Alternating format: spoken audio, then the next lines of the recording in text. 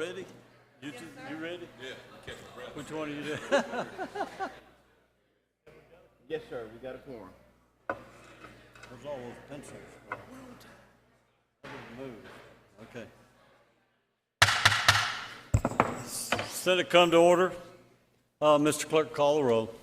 Barnett, Blackman, Blackwell, Blunt, Boyd, Branning, Bryan, Butler, Carter, Kaufman, Chazanall, Chisholm, DeBar, Delano, Doty, England, Fillingane, Frazier, Harkins, Hill, Hobson, Horn, Jackson of the 15th, Jackson of the 11th, Jackson of the 32nd, Johnson, Jordan, Kirby, McCollum, McDaniel, McLendon, McMahon, Michelle, Moran, Norwood, Parker, Parks, Pope, Seymour, Simmons of the 12th, Simmons of the 13th, Sojourner, Sparks, Super, Tate, Thomas, Thompson, Turner, Ford, Whaley, Wiggins, Witherspoon, Younger. Mr. President, a quorum is present. Thank you. Will the senators and guests, if any, please rise for the invocation this morning to be given by Senator Briggs Hobson and remain standing for the pledge given by Senator Angela Turner Ford. Thank you, Mr. President. Let us pray. Our Heavenly Father, our gracious Lord, we come to you with praise for your unending and all-powerful name and for what you have done for us. We come to you in thanksgiving this morning, thanking you for the many blessings that you have bestowed upon us individually and collectively as a Senate, as a legislature, and as a state. And we thank you for the good work that has been done here in the past and that will continue to be done by this legislature. We thank you for the love that you've given us and the many blessings that have made our lives so rich and spiritually rich and strong. This morning we come to you repentant, asking forgiveness for our sins and the many misgivings and misdeeds that we have committed. Please correct those. Help us to live stronger and better lives as we do your work here on this earth. And we also come asking blessings for those that are suffering, those that have gone through difficult times in their lives, those that have had spiritual, emotional, mental, physical harm to their bodies. Particularly this morning, we ask for your blessings on the Hoseman family as they deal with the burial of Patricia Hoseman, the mother of our Lieutenant Governor. We ask that you strengthen them and gird them with the love and the support that only you can give. This morning, we ask that you bless the work that we're going to do in the legislature today, that it will be pleasing to you, and that all things we do in our lives will be collectively good for our entire state, country, and world. We ask all these blessings in the holy name of your Son, Jesus. Amen. Amen. Please join me in the pledge. I pledge allegiance to the flag of the United States of America and to the republic for which it stands, one nation, under God, indivisible, with liberty and justice for all.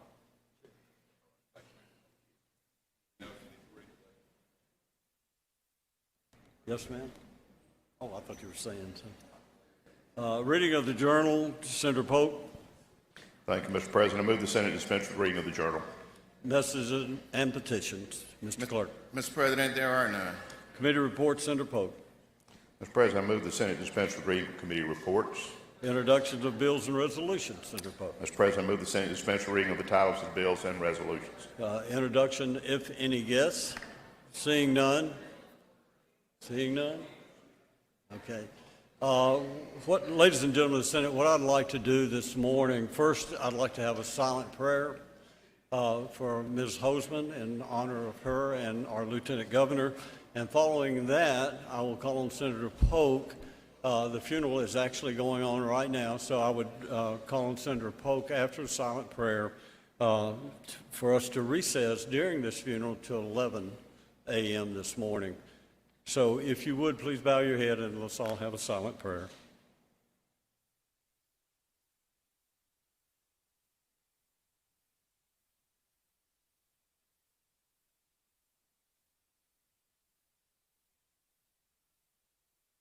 Amen, and thank you. Senator Pope. Mr. President, I move we stand in recess until 11 a.m. Thank you. All in favor of standing recess till 11 a.m. say aye. Aye. All opposed, no. The ayes have it. Stand in recess till 11.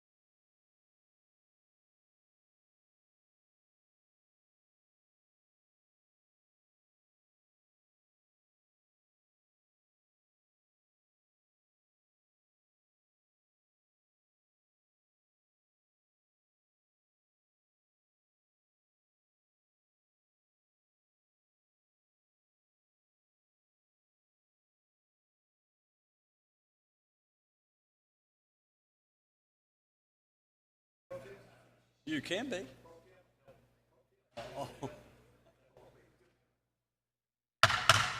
So to come back to order, we'll go to the calendar of the day.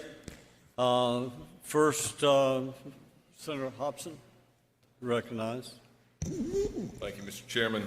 I'd like to go to item 2 on today's calendar and have, actually, on item 1, I'd ask that it retain its place on the calendar. Go to item 2 and have the title read. Okay, item 1 retains place on the calendar. Go to item 2, House Bill number 263. Please read the title. House Bill number 263, school attendance officers, clarify salaries of. Make the usual motion. Senator Hobson makes the usual motion. All in favor say aye. Aye.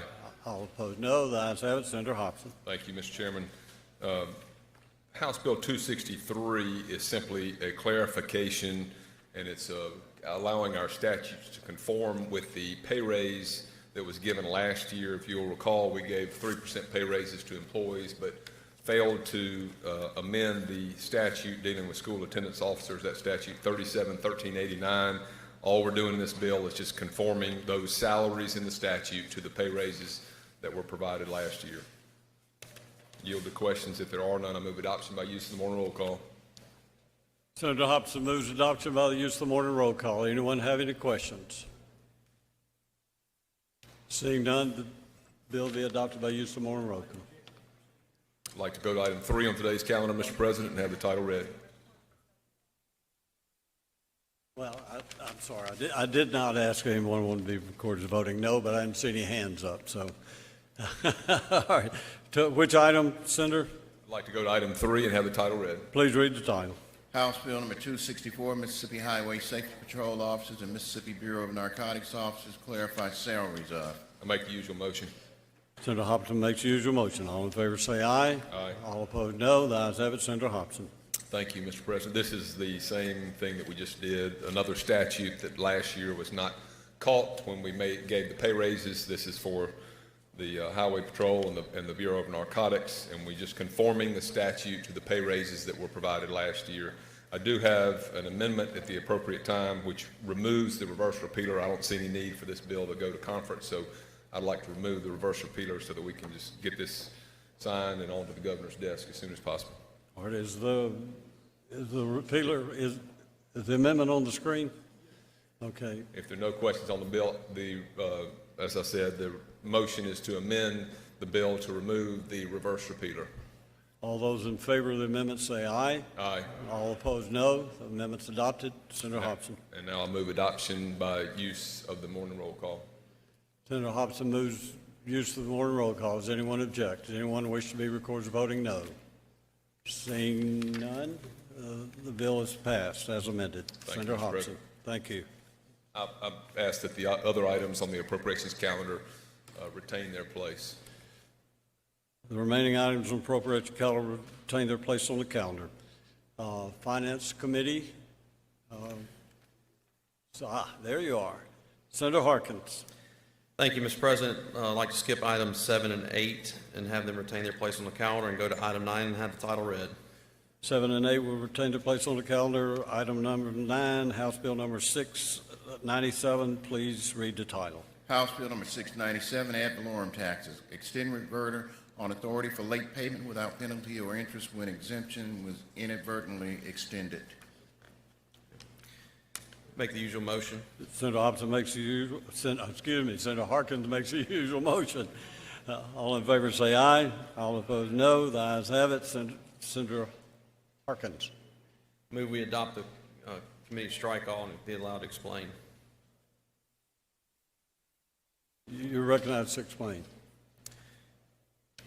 This bill basically deletes the reverter on when taxes, when they assess, when they, excuse me.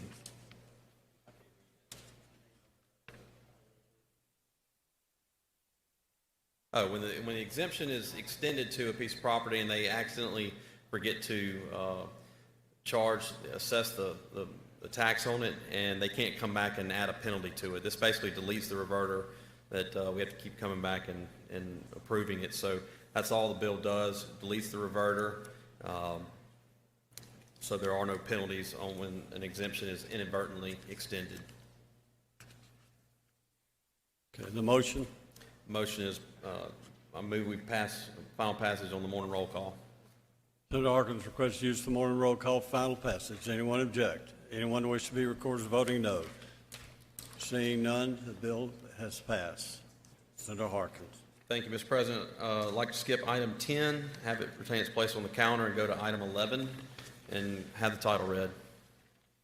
Well, item 10 will retain its place on the calendar. Item 11, please read the title. House Bill number 858, alcohol, revise certain provisions regarding authority of Department of Revenue to dispose of seized alcohol.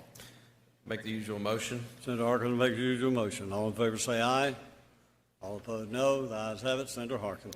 Thank you, Mr. President. Ladies and gentlemen, this just adds language that when a person has been convicted of selling and possessing, it adds the selling and possession of alcoholic beverages. You've already been convicted. It just allows for them to dispose of the alcohol. That's the explanation of the bill. If there are no questions, move passage on the morning roll call. Are there any questions? Seeing no questions, passage by use of morning roll call has been suggested. Anyone wish to be recorded as voting no? Seeing none, use of morning roll call is passed. Bill's passed by use of the morning roll call. Senator Harkins. Thank you, Mr. President. Move to item number 12 and have the title read. Please read the title. House Bill number 859, taxation, amend certain sections of law to make interest rates for various unpaid taxes consistent with rates provided in other sections of the law. Senator Harkins. Make the usual motion. Senator Harkins makes the usual motion. All in favor say aye. All opposed, no. The ayes have it. Senator Harkins. Thank you, Mr. President. Ladies and gentlemen, years ago, there was an effort to reduce the interest rate on penalties for failure to pay taxes, and a lot of the code sections were reduced to 0.5%. Some of them were left out. These basically takes a few of these code sections that were remaining and reduces them to 0.5%. So we're lowering it from 1% to 0.5%. And that is the explanation of the bill. If there are no questions, move passage on the morning roll call. Does anyone have a question? If not, Senator Harkins requests to use the morning roll call for final passage. All in favor? Okay. That's it. So the bill is passed. I asked anyone who wished to vote no. No one does. I said seeing none, the bill's passed. All right, move to item 13 and have the title read. Please read the title. House Bill number 861, taxation, authorize Commissioner of Revenue to reduce a tax assessment based on additional information after order of Board of Tax Appeals. Make the usual motion. Senator Harkins makes the usual motion. All in favor say aye. Aye. All opposed, no. The ayes have it. Senator Harkins. Move we adopt the strike all amendment and be recognized to explain it. You're recognized to explain. Mr. President, this is the bill that we had before the Senate. The strike all basically put the Senate language back in it. So when a taxpayer appeals something from the Department of Revenue on tax assessment and the Board of Tax Appeals issues a decision, the Department of Revenue no longer has the ability to settle that case if new information becomes available. What this bill allows for is the time period between when the Board of Tax Appeals makes their decision and the case goes to court. That's the only other alternative past the Board of Tax Appeals that a taxpayer has, is to go to court. That time frame, that gap, is the Department of Revenue is not allowed to settle the case. Well, this bill will allow them to settle the case during that time frame with new information, but it also has some language, and the Senate position was on the tolling. They have 60 days to review any information, and if you'll see on line 179, this was an amendment that was provided by Senator Thompson, that if during that 60-day period new information is provided, that the 60-day appeal period will be tolled. So they can't wait for the expiration of your 60 days and come back and go, well, your time limit's up. So basically this allows for them, to gives them the option, they can settle it before the Board of Tax Appeals, and once it goes to court, but just that little short time period in between there, they are not allowed to settle it. So this is what this bill allows them to do. If there are no questions, I move passage on the morning roll call. Senator Harkins first. We didn't have a vote on the strike. All in favor of the strike, all say aye. Aye. Ayes have it. Senator Harkins requests to use the morning roll call for final passage. Strike all. All in favor say aye. Aye. Okay. All right, that way there's no problems that way. I wanted to make sure. All right, thank you. Senator Harkins, do you have another bill? Yes. I'm going to skip items 14, 15, and 16 and have them retain their place on the calendar and go to item number 17 and have the title read. Items 14, 15, 16 retain their place on the calendar. Go to item 17, House Bill number 869. Please read the title. House Bill number 869, motor vehicle title, change vehicle age from 10 to 20 years for odometer disclosure exemption.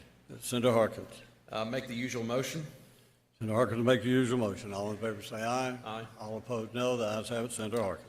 Thank you, Mr. President. Ladies and gentlemen, this basically extends the time period which you have to, when you require for certificate of title to disclose the odometer from 10 years to 20 years. The federal law is up to 20 years now, so that's what we're making the state law correspond with the federal. So you have to disclose your odometer up to 20 years on a vehicle. That's the explanation of the bill. If there are no questions, I move passage on the morning roll call.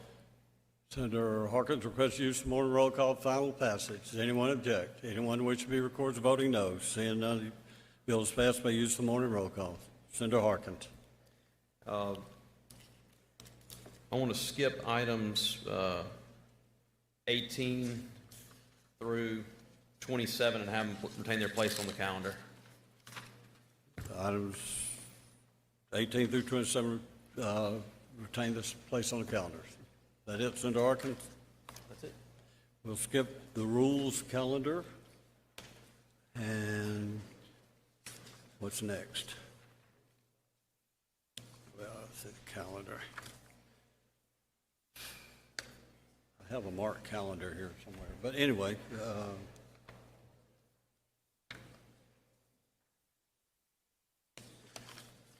okay, looks like local and private's next. Senator McMahon.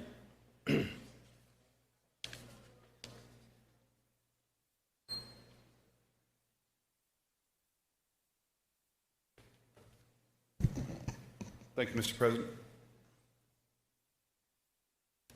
Thank you. Mr. President, I'd like to take up in block today items 62, 64, 65, 66, 69, 74, 75, and 77 on today's calendar in block, unless a senator would like to set one aside. So, Senator McMahon moves, we have items 62, 63, 64, 65, 66, 69, 74, 75, and 77. All other items be set aside. Does anyone wish to set any other item aside?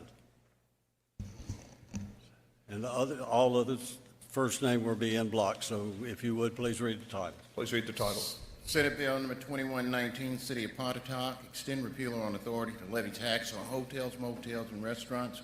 Senate Bill number 2183, City of Houston, extend repeal date for tax on restaurants, hotels, and motels for tourism and parks and recreation.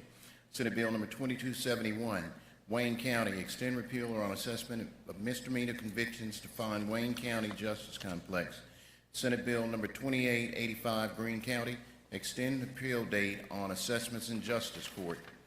Senate Bill number 2924, City of Winona, extend repeal on authority to levy tax on restaurants.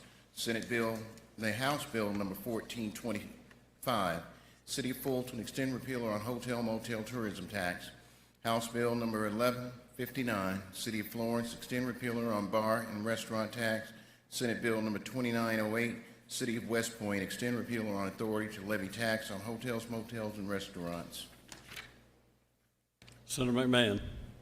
Yeah, I'd like to explain those. This is a standard language for the repealer extension. These are already local. Sorry. Make the usual motion. Senator McMahon makes the usual motion. All in favor say aye. All opposed no. The ayes have it. Senator McMahon, thank you. I'd like to explain. This is the general language for to authorize extended repealers on all local sales tax for either for purposes of tourism or on hotels, bars, and restaurants for either tourism or parks. Be happy to take any questions. If not, I'd like to ask for use of the morning roll call, final passage. Senator McMahon moves use of morning roll call for final passage. Anyone object? Does anyone wish to be recorded as voting no on any one item? On all of them, please record. McDaniels, Sojourner, Norwood. Is that it? Please record them. Norwood, yeah. voting on just on one.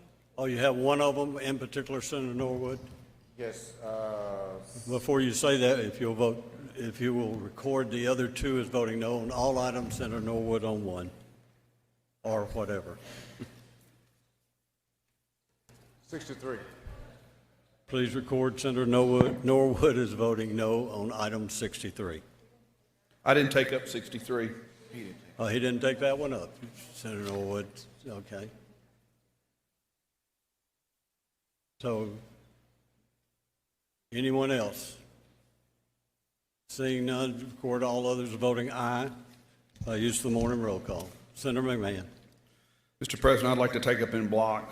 I'd like to suspend the rules and take up in block, take up items 63, 78, and 83 on today's calendar.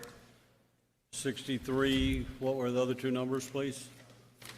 63, suspend the rules and go back to items 63, 78, and 83 on today's calendar, Mr. President. Okay. Senator McMahon would like to take items 63, 78, and 83 in block. Anyone object? Please read the titles. Senate Bill number 2150, Town of Walnut Grove, allow low-speed vehicles and golf carts on certain public roads. Senate Bill number 2921, City of Vicksburg, authorize city to adopt ordinance to permit motor-assisted scooters to operate on certain city streets. Senate Bill number 3033, City of Goshen, allow low-speed vehicles and golf carts on certain public roads. I'll make the usual motion. Senator McMahon makes usual motion. All in favor say aye. All opposed no. The ayes have it. Senator McMahon.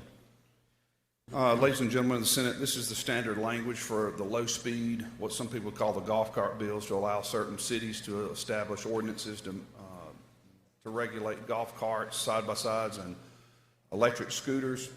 And I realize that we passed a general bill this year, but several of you had bills pending before local and private, and I'm going to go ahead and move those forward just in case the general bill legislation for the state fails. I'll be happy to take any questions.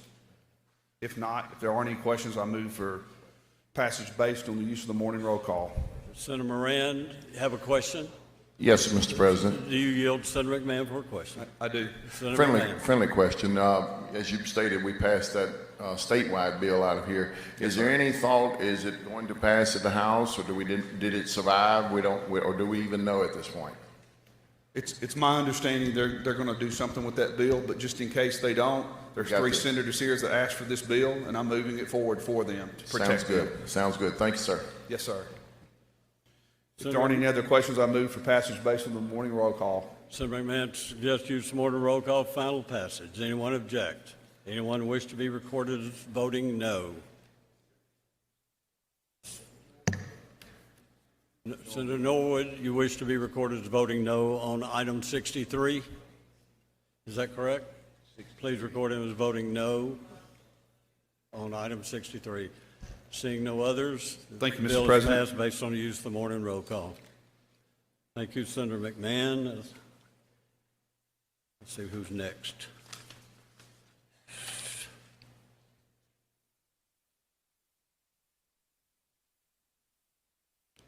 We'll go, let's see. For concurrence, non-concurrence, Senator Michelle, you recognize item 85, is that correct? Yes, thank you, Mr. President. I'd like to go to item 85, Senate Bill 2709, and have the title read. Please read the title. Senate Bill number 2709, insurance premium discount for hurricane or windstorm damage mitigation, include commercial property. Senator Michelle, I move that we do concur and would like to be recognized to explain. you recognize. Thank you. This Senate bill dealt with insurance rate reductions on commercial insurable property for buildings that were built to fortified standards. It amended the code that dealt with residential insurable property, and we have just one small change of cleanup language that we needed to do. The original bill dealt with the fact that to get buildings certified on the fortified standards on the residential, it would be under the International Residential Code, and we failed to add that we needed to have the International Building Code for these commercial properties that were to be built for fortified standards. That's added on line 50. That's the change that the House made, and I move that we do concur. I'd like to ask for passage by use of the morning roll call. I'd be glad to yield for any questions as well. Are there any questions? Senator Michelle has requested use of morning roll call for final passage. Anyone object? Anyone wish to be recorded as voting no? Seeing none, the bill is passed by use of the morning roll call. 86 will pass. Item number 87, Senator Turner Ford will pass that item. Item 88, Senator DeBar.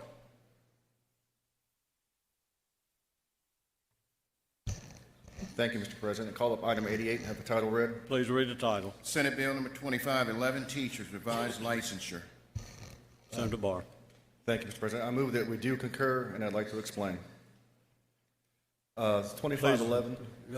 Go ahead. I'm Thank sorry. you, Mr. President. 2511 is the teacher licensure bill that we passed. I think it was unanimously. It went to the House, and they removed the very last paragraphs of the bill, which allow the Mississippi for the School of the Arts to have some greater flexibility in hiring teachers and so forth at their school. I agreed to this because the Department of Education has set up a work group to look into this issue, and will get back to me by the end of the year with some alternatives to help specialty schools like School of the Arts. And if they do not, then I intend to get with Sally Doty, Senator Doty, and bring this back up again next year. So I'll yield for any questions.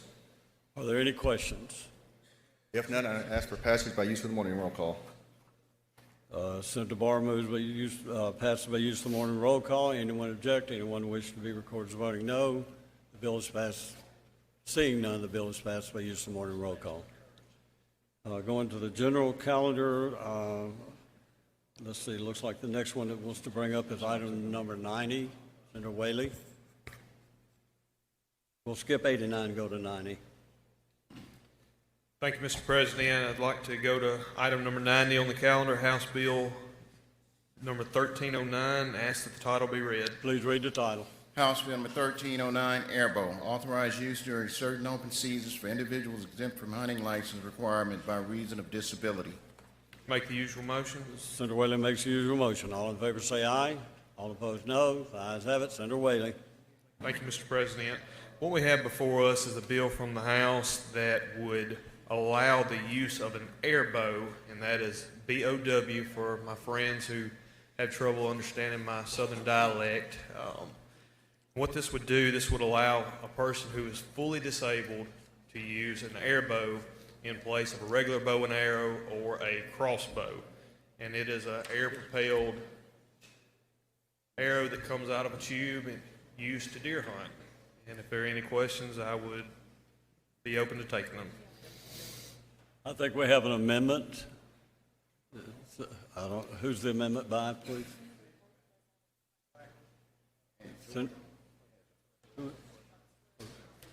First, we have an amendment or we have a question? Which? Okay.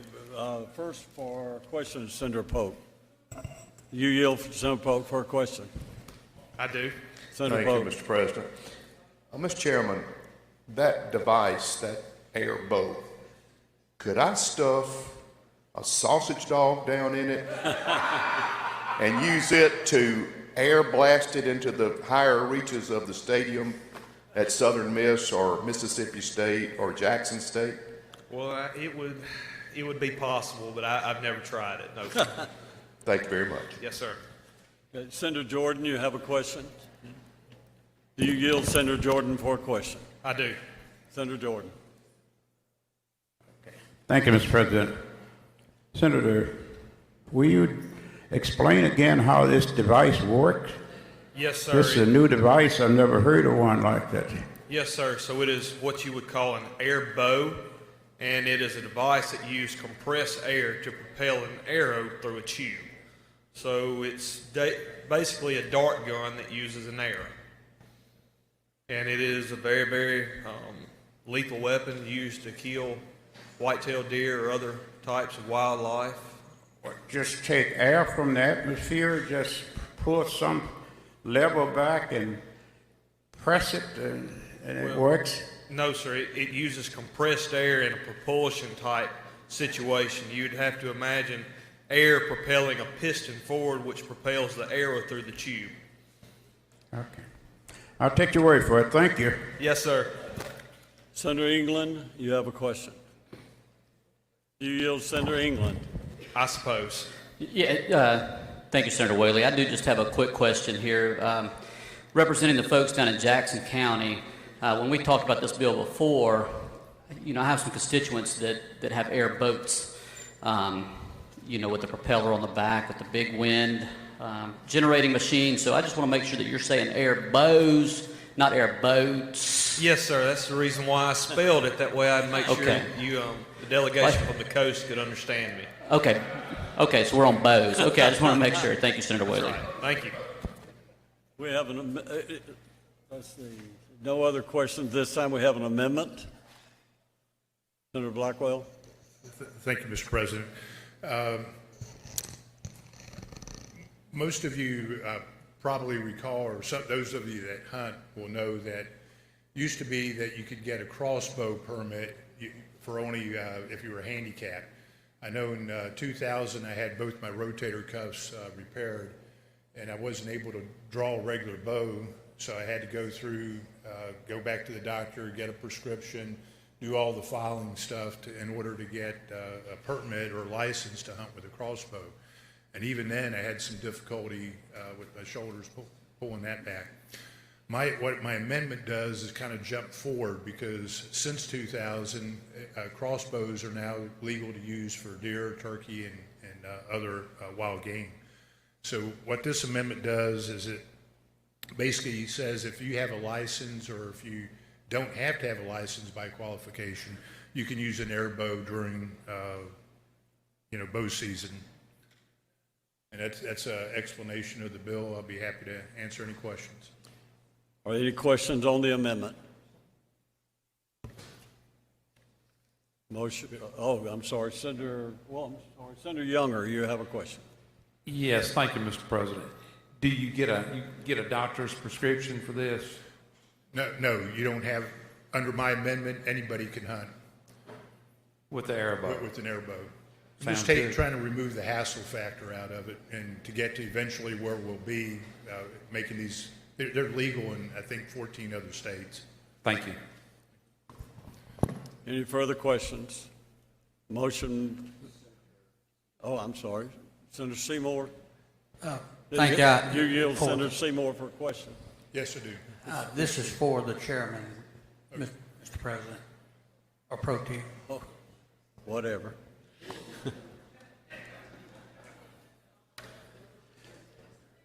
Senator Whaley, on this airbow, being that the person you're defining as disabled, will this give a person that has a criminal record of a felony, would he be able to hunt with this type of weapon? I do know that someone who is able to obtain a hunting license can hunt with a bow and arrow or a crossbow. I don't know for sure if this one would fall under that same circumstance, but we can check on that and find out. Thank you. Sir. Any other questions to the amendment? Request passage by the use of morning roll call. Senator Blackwell requests use of morning roll call for passage. Oh, we need to adopt the amendment. I'm sorry. All in favor of the amendment, say aye. I was trying to pass the bill for you, Senator. All opposed, no. The ayes have it. Back to the bill as amended. Move by passage of the morning roll call. Are any further questions? Seeing none, use of the morning roll call has been suggested. Anyone object? Anyone wish to be recorded as voting no? Seeing none, the bill is passed by use of the morning roll call. All right. Next, Senator Wiggins. Thank you, Mr. President. Ask that 91 remain on the calendar, retain its place on the calendar. We go to item number 92, House Bill number 544. Call that up and ask the title be read. Senator Wiggins asks that we pass items 91, 92, retain their place on the calendar. Go to item number 3. Read the title. Take up 92. Oh, I'm sorry. My bad. I misunderstood. Pass 91, go to item 92, and ask House Bill 544, and ask the title be read. House Bill number 544, DUI suspension. Clarify when the 120-day suspensions begin. Make the usual motion. Senator Wiggins makes usual motion. All in favor say aye. Aye. All opposed, no. The ayes have it. Senator Wiggins. Thank you. I call up the strike all in lieu of the original bill. And ask to explain. All in favor of the strike all say aye. Aye. All opposed, no. The ayes have it. Senator Wiggins. Okay, thank you. I'm going to explain the strike all, which is the original bill, which the strike all contains, simply is fixing a question about when the suspension of a DUI license occurs. In the strike all, lines 133 to 134 says the 120-day period starts from the time the judge signs the order. Then the strike all also has the bill that we passed dealing with the CDL suspension being allowed for non-adjudication when you're in your private vehicle. And it also includes the language from Senator Parker's bill that is fixing the equal protection issue that has been an issue on these DUI matters, where it actually was, we were punished, the way the law was addressed or written, we were punishing Mississippians harsher than those from outside Mississippi if they had multiple DUI convictions. And so that language is fixing that equal protection issue. The committee discussed it, certainly felt that that was warranted. So with that, I'd be happy to answer any questions. Are there any questions? If not, move passage on the morning roll call. Senator Wiggins moves to use the morning roll call for final passage. Anyone object? Does anyone wish to be recorded as voting no? Seeing none, the bill is passed. Senator Wiggins. Thank you. Ask that items 93 and 94 be passed and retain their place on the calendar. 93 and 94 shall retain their place on the calendar. Next, we're going to skip, I understand, 95, 96, 97, go to item 98. Senator Fillingane. Thank you, Mr. President. I'd like to go to item number 98, called up and have the title read. Please read the title. House Bill number 1279, Memorial Highway, designated segment of U.S. Highway 51 in Lincoln County for fallen police officers Zach Moak and James White. I make the usual motion.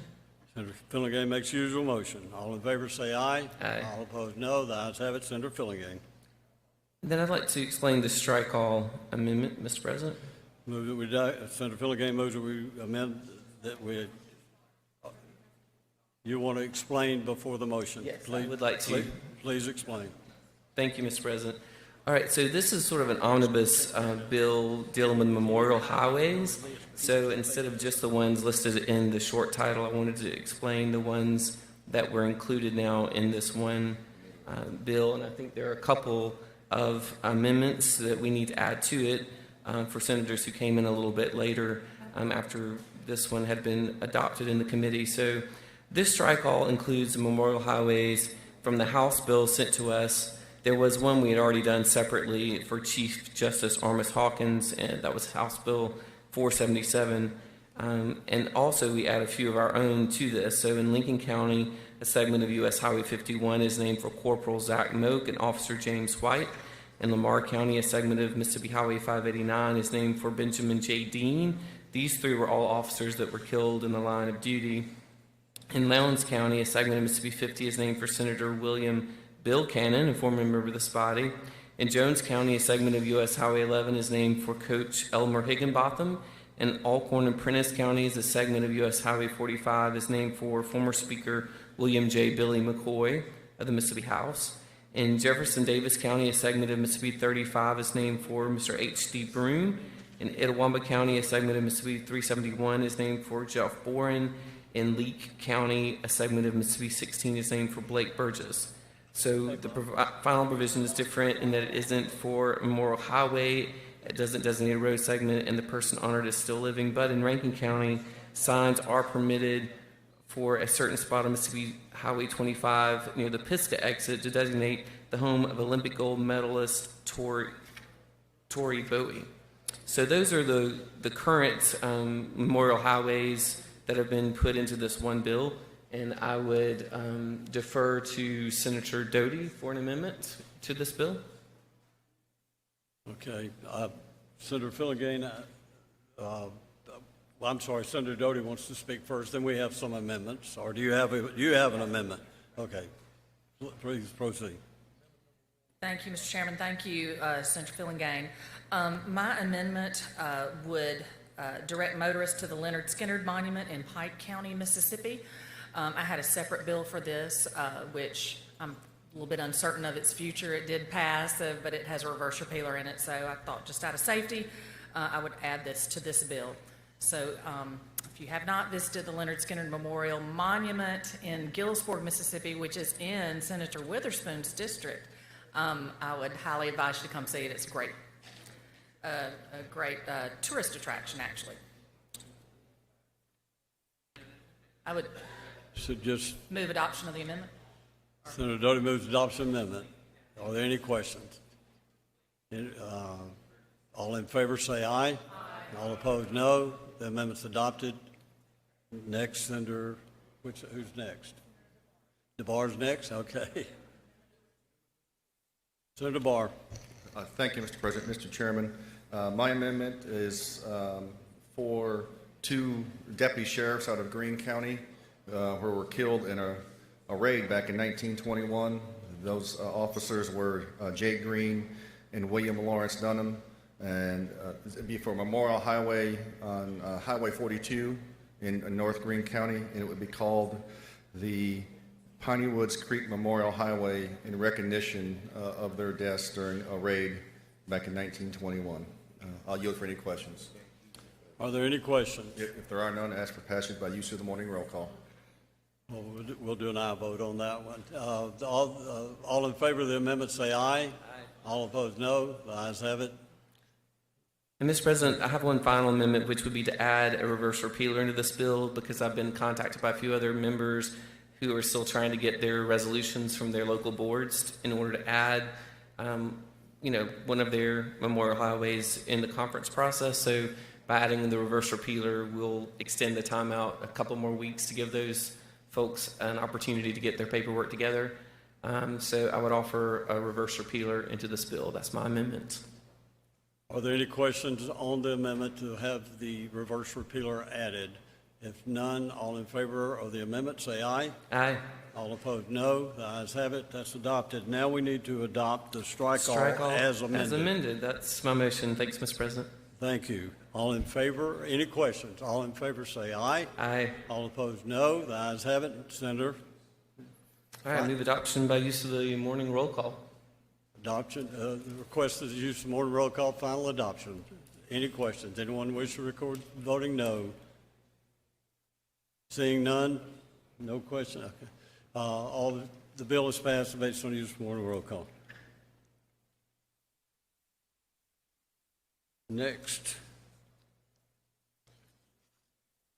Senator Filligan, you want? I would like to skip item number 99 and ask that it retain its place on the calendar. Okay. And then I'm not sure about the correction. Well, actually, we have Senator Barnett next, unless you want to suspend the rules and go to one of yours. Okay. In that case, Senator Barnett, you're recognized. Thank you, Mr. Chairman. I'd like to call up item number 100, House Bill number 685 on today's calendar. Have the title read, please. Please read the title. House Bill number 685, State offenders extend repeal on authority to house in county jails when state space is unavailable. Senator Barnett. Senator makes usual motion. Senator Barnett makes usual motion. All in favor say aye. All opposed no. The ayes have it. Senator Barnett. Thank you, Mr. Chairman. I would like to call up my co-chairman, Senator Sparks, to speak on the bill. Senator Sparks, you're recognized.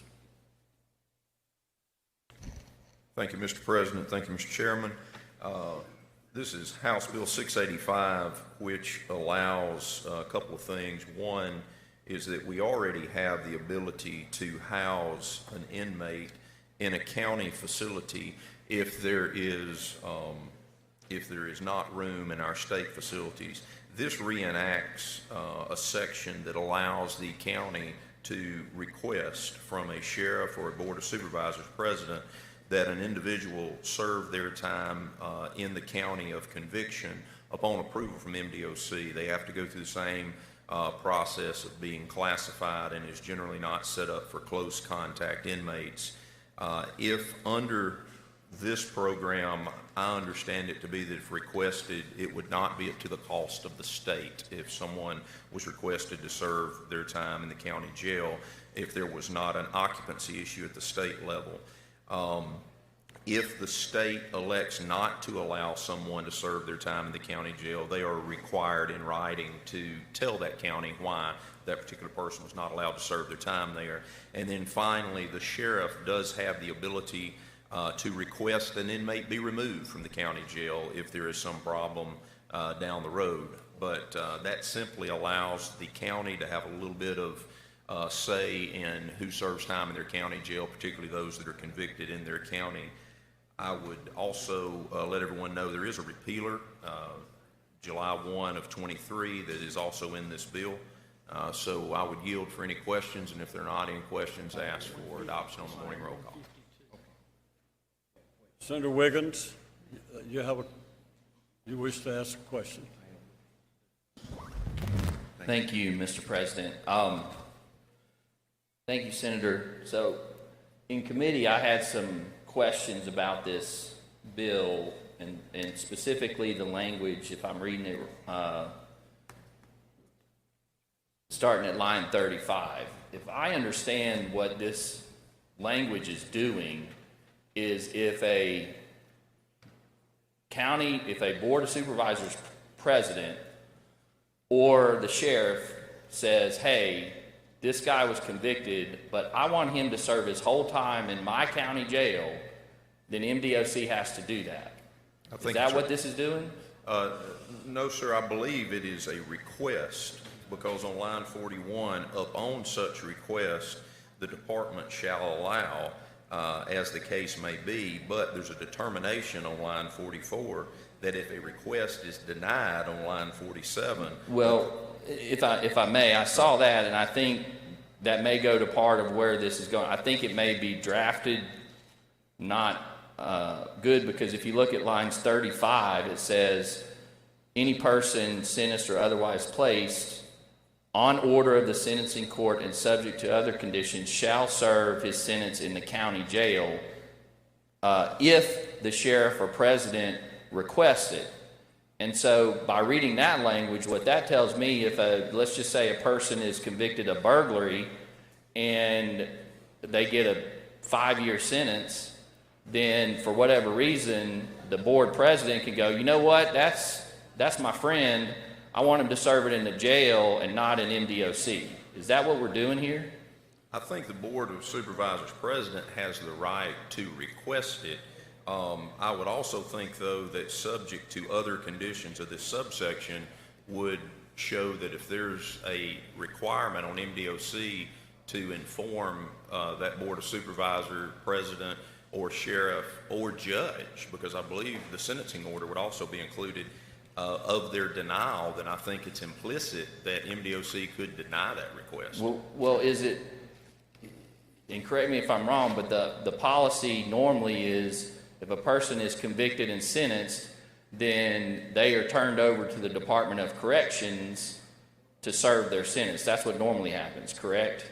They are, and they still are in the custody, just like someone on house arrest is actually in the custody of MDOC and someone on parole is actually in the custody of MDOC.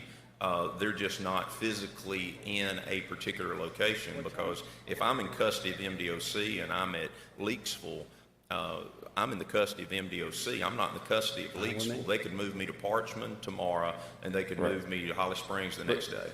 Do we want the president of the Board of Supervisors dictating where a person serves their sentence? Because Well, that's what looks to be happening here.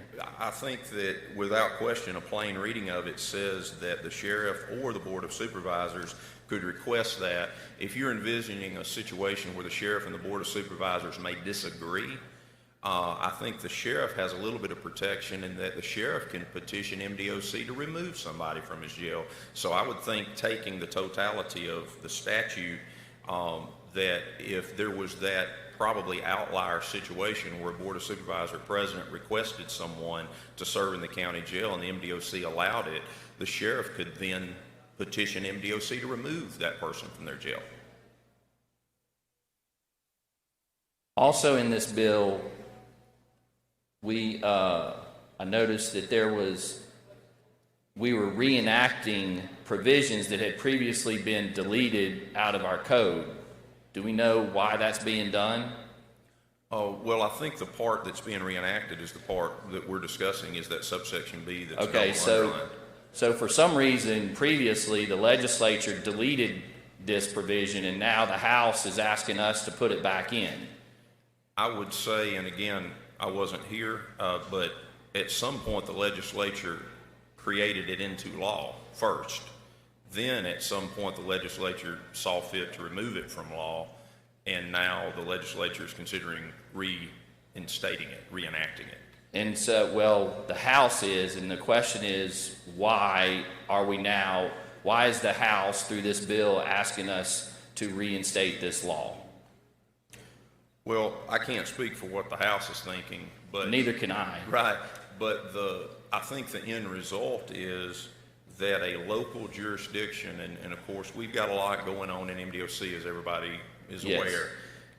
This would allow a local, maybe even DA and judge to put something in the sentencing order if they believe that incarceration was a proper sentence, but yet they felt it best for the defendant and for the criminal justice system as a whole for that person to serve their time in that county. Could be a multitude of reasons, but we have the sheriff and the president of the Board of Supervisors, two duly elected people in that county that would be authorized to do that, or potentially a judge in a sentencing order who's also elected in that district. So it's allowing them some flexibility in sentencing. They could just as easily assign someone to house arrest. But I guess that's my question. Why are we giving the president of the Board of Supervisors the flexibility to determine sentencing of criminals?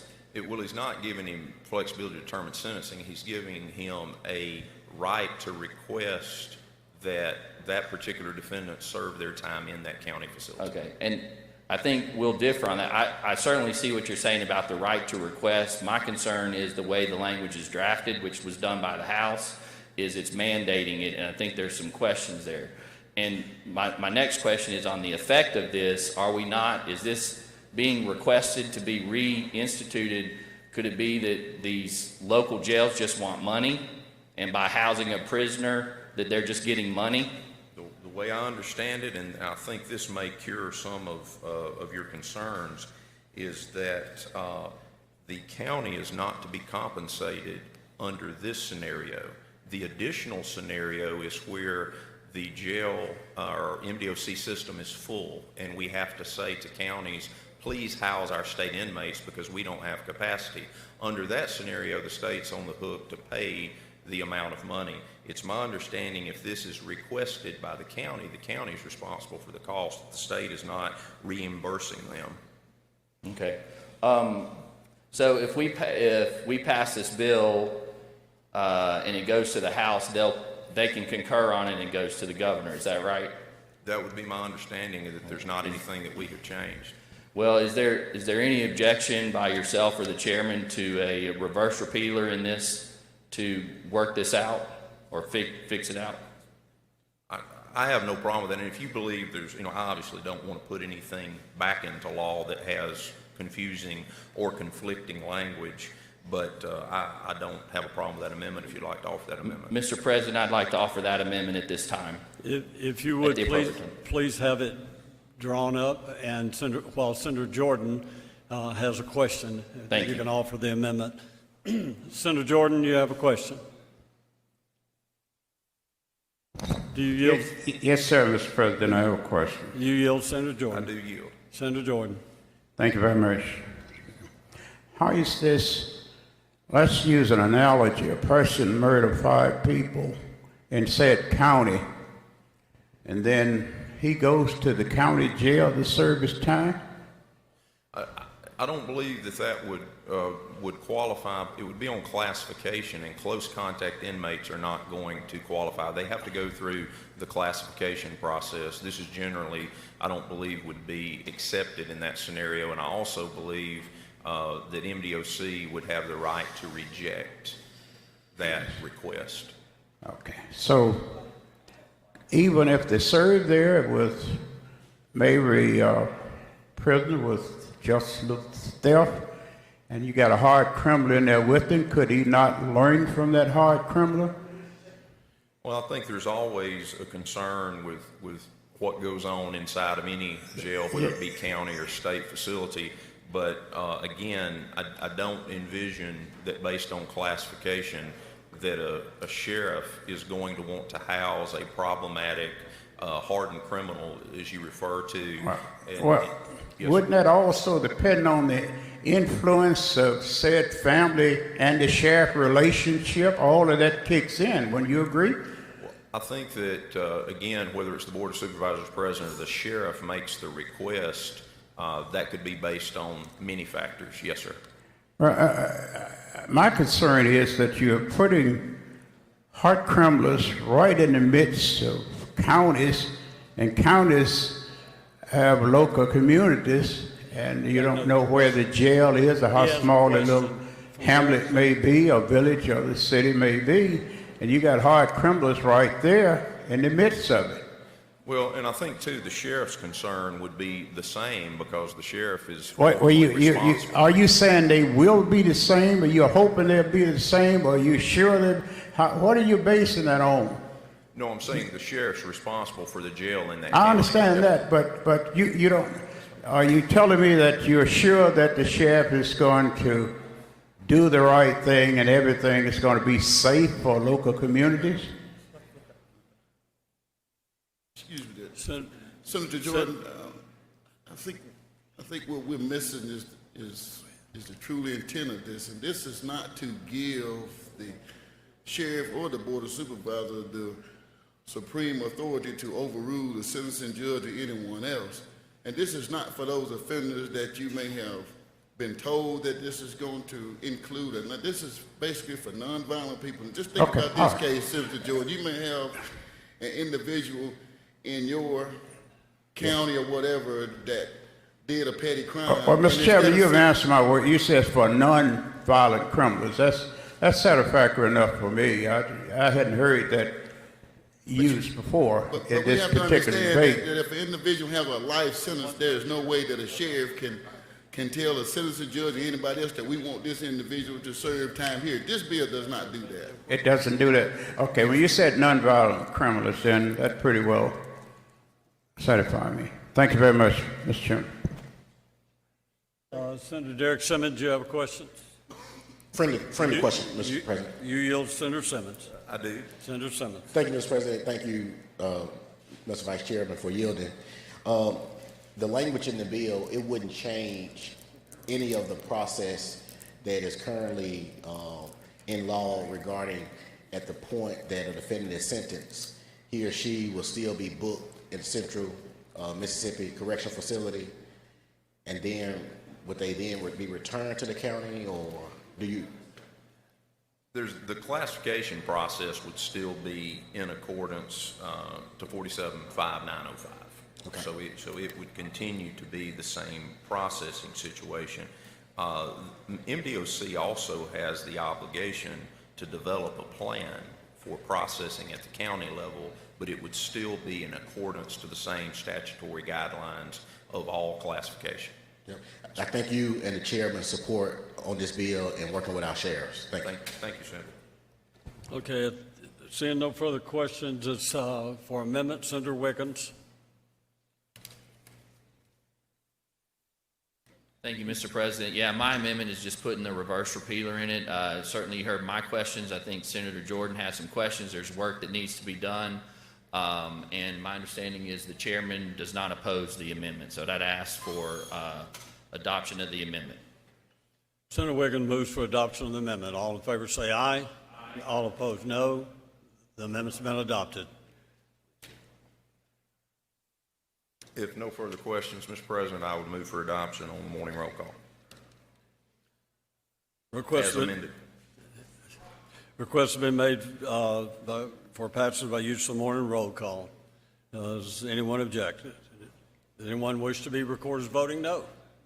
Seeing none, please record all as voting aye by use of the morning roll call. The bill is passed. Thank you. All right, at this time, Senator Pope, recognized for a motion. Thank you, Mr. President. I move the Senate stand in recess until 1:30 this afternoon. Senator Pope moves we stand in recess till 1:30 this afternoon. All in favor say aye. All opposed, no. The ayes have it. Thank you, Senator Pope.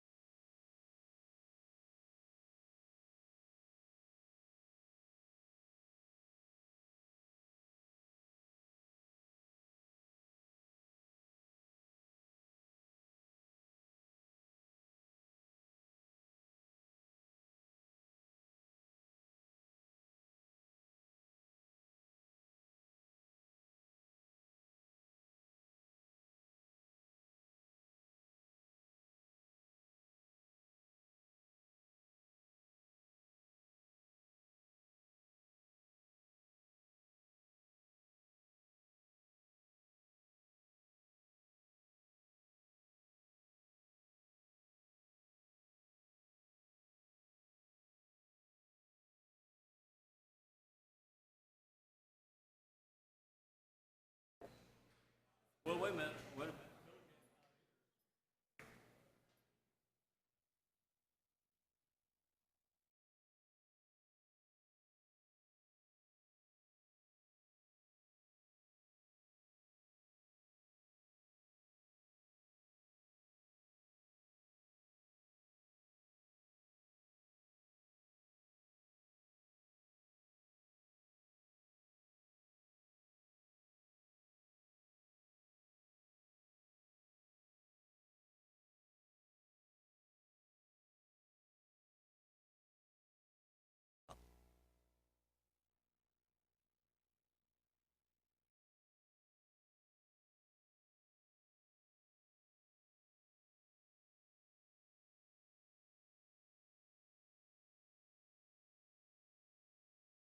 Senate come to order.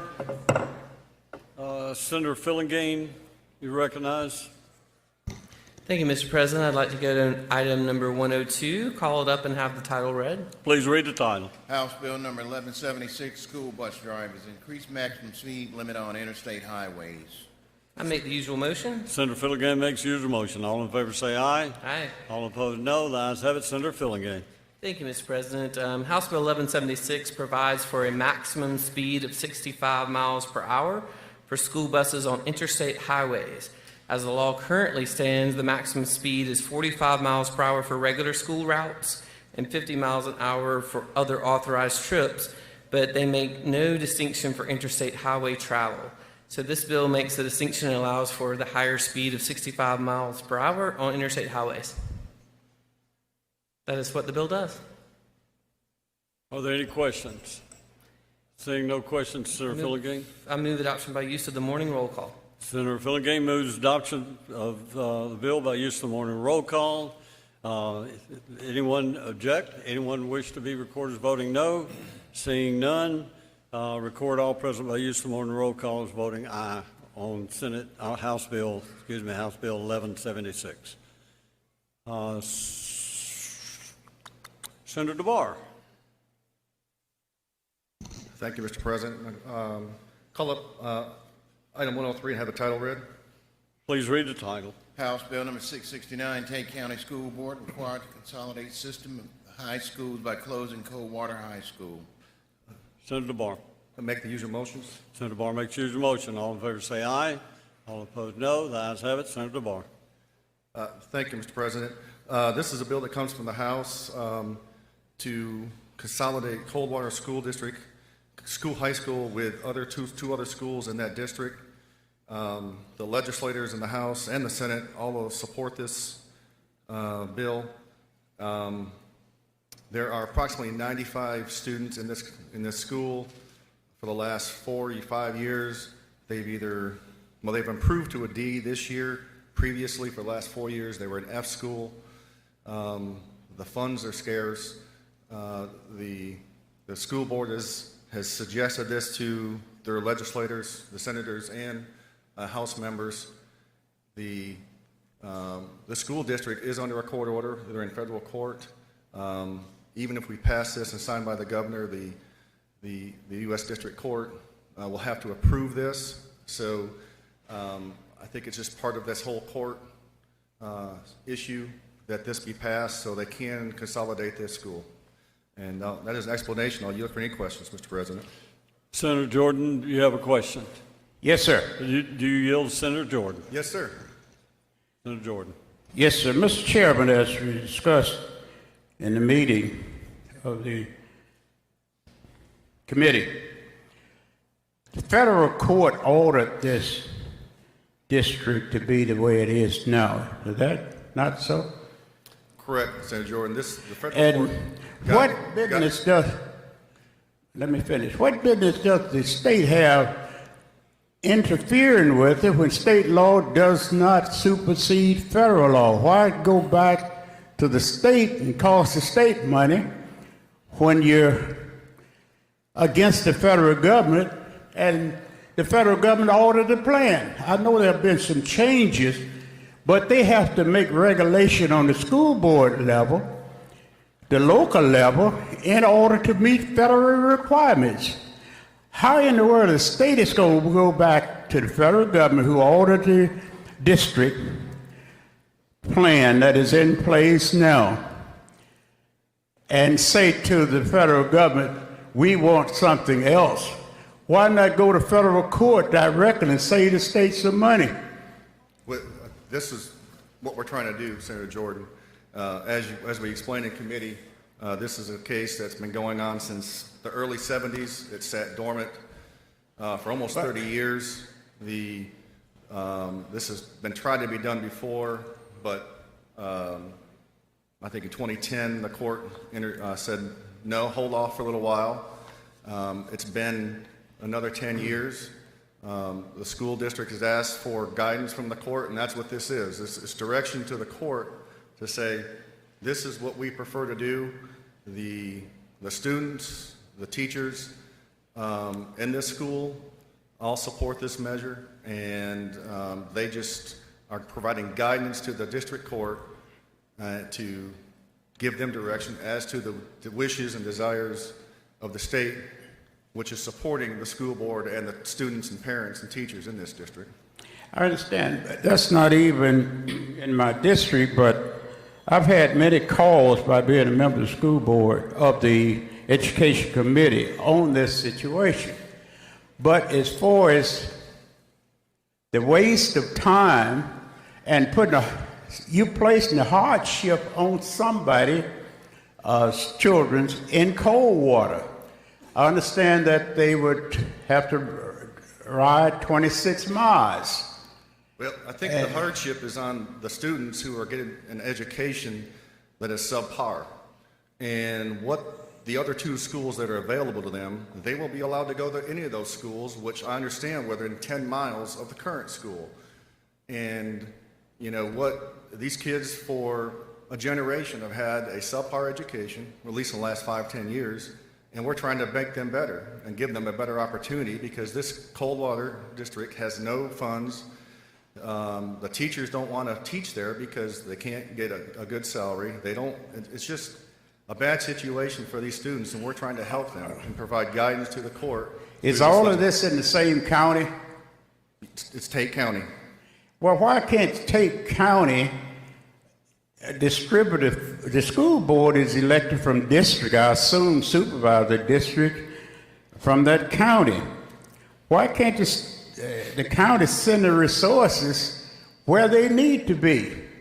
And that's what we're doing, where they've asked us to support them, to state to the federal court that this needs to occur and this case needs to be open, needs to be closed.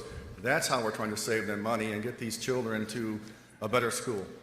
Well, the distribution of placing the funds in areas like Coldwater, rather than putting a hardship on the students, shifting them 26 miles, little ones as well as the oldest ones, to some other school when there's a school right there in Coldwater. Well, I disagree with what you're saying. We're not shipping them 26 miles. They're not little kids. These are high school children in grades 9 through 12 to have an opportunity to go to a school that's within 10 miles of their current school. Well, there are reports coming that this is something that does not benefit all of the students. And then when it comes to the point where the federal laws have been passed, and the state comes in, then you got to use the state attorney general to go back to that same federal judge, tell him that the plan that you offered earlier doesn't work anymore because we don't want it that way, and we want you to do this. Well, I doubt if that's going to work. I've been in federal court many times with lawsuits to know that this is not going to work and is a waste of taxpayers' dollars going there making this argument. Thank you. Thank you, Senator Jordan. Senator Robert Jackson, you have a question? Thank you, Mr. President. Yes, question. You yield for a question. Yes, sir. Thank you, Mr. Chairman. Coldwater School, the one where this bill is attempting to close, is predominantly African-American school? That's my understanding, yes. And the other two schools are predominantly white? I think it's 50-50, roughly that is what I understand. And I understood you to say that the school board is in agreement with this? The majority of the school board has indicated to me, not through a vote of the school board, but they made reference to it, to me, yes. Okay. Well, I've had calls from members of the school board and the mayor of Coldwater expressing their desire to keep the school in existence. Wouldn't you agree that this attempt to pass this bill would subverting or taking us from the law that was passed on the federal level? I don't think we're not subverting anything, and I've spoken to those same folks as well, Senator Jackson. We don't tell the federal judge or federal court what to do. This is what our position is. For several years, these children have not had an adequate education, and we're trying to provide them resources to go elsewhere within that same school district. I also understood you to say that the teachers that work at this school wouldn't get good pay. It's my understanding that the attrition rate for teachers is high there because of the pay and the opportunities to make more elsewhere, correct? I mean, isn't the pay based on the teacher's certification? Teacher pay is based on what we set it, and plus the local supplement and other So if things. a teacher works at that school or any other school in the district should get the same pay, shouldn't they? In that same school district, potentially, yes. Yes. Okay, thank you. Thank you, Senator Jackson. Senator Whaley, you have a question? Yes, sir. Do you yield to Senator Whaley? I do. Senator Whaley. Thank you, Mr. President. Thank you, Mr. Chairman. When talking about Coldwater High School, can you tell me how many students are in that school district, or in that school, in the high school? The last count I understood it was like 98 students, 95 students. 94 students. 94. Can you tell me how their basketball season went last year? I can't. What about their baseball? I cannot. What about their football? Nothing. Well, I can tell you, these students have not had any type of athletic opportunity for the past 7 years. You're talking about 7 years that you've had a group of students who have had no chance for any type of extracurricular activities. No type of FBLA, SGA, nothing of this sort. Simply go to a school. Can you tell me, would you be aware that when you talk about a chemistry class, what type of setting is that? Would you realize that they have to video monitor a chemistry teacher? Would you believe that would be a very hard subject to learn? For me, it was very difficult to learn. It would be very yes. difficult for me as well. So we're talking about these students, and for me, my idea, when I talked with the school board and the teachers of this district, one of their main things were they were worried about the students, which I am as well, and I think everyone in here should be as well. They were wanting to put these students in a better position to get a better education. And I think that's the idea that we should go behind with this, is getting these students in a better educational setting. If you leave Coldwater High School, which is in my district, you can go 6 miles to Strayhorn, or you can go 4 miles to Independence. And I heard setting a question leading to whether that was a predominantly African-American school or a white school. And I would say that it's 50-50. I've been to both of those schools pretty recently. I think we've got a good bill, and we're on the right track to getting these students in a good setting, and I would really like to see everyone support it. Thank you, Senator Whaley. This is your district, and we've discussed this several times, and thank you. Senator Norwood, do you have a question? Yes, Mr. President. Do you yield to Senator Norwood? I do. Senator Norwood. Thank you, Mr. Chairman. Mr. Chairman, I just want to make sure my understanding is correct. You did say that the ultimate decision would be up to the federal courts, right? Correct. This is subject to the approval. This legislation, if it's signed by the governor, will be presented to the federal court by the Attorney General. Thank you, Mr. President. Thank you, Mr. Chairman. Senator Jordan, question? You have a question? Mr. President, I'd like to speak against the bill. at the proper time. Seeing any other questions? If no, sorry. Senator Angela Turner Ford.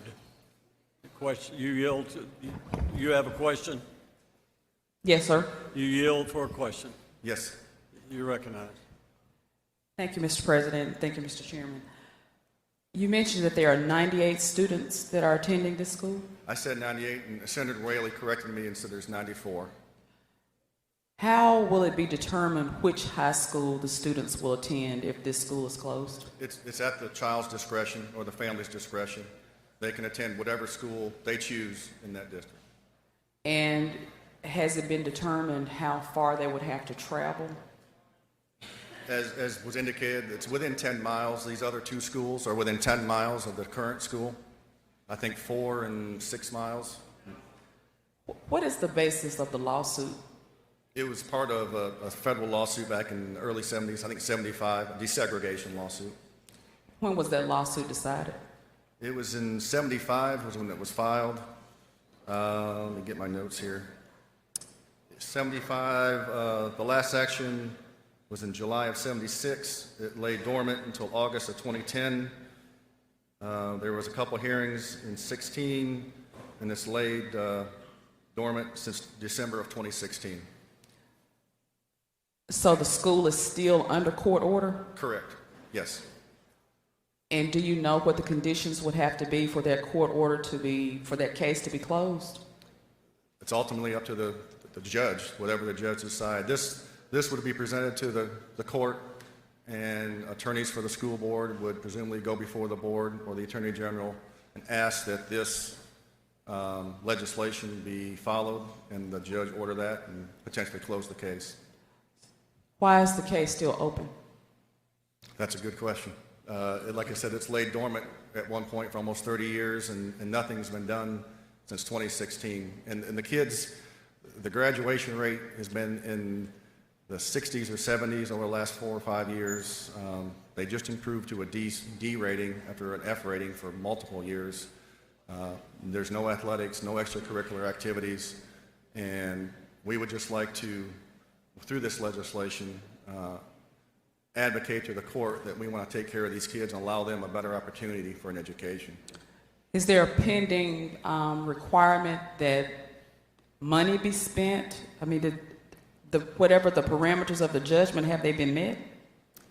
As far as I understand, everything has been met. It's just these children are just at this school, and nothing's been done. And they're still, failing, really. And I think the state's failing them by not taking action on it. Do we know the amount of the appropriations this district has received versus what MAEP has required? I don't have that in front of me, no, I don't. But I would assume that if there was a lack of funding or a lack of following of the court orders, some type of action would have been filed before the court, as you well know, like a contempt action or something of that matter. But nothing has been filed. And so I would assume that the court order is being filed. That the court order has been what? Has been followed. Followed. Yes. Thank you. Thank you. Any further questions? Then Senator Jordan, you're recognized to speak.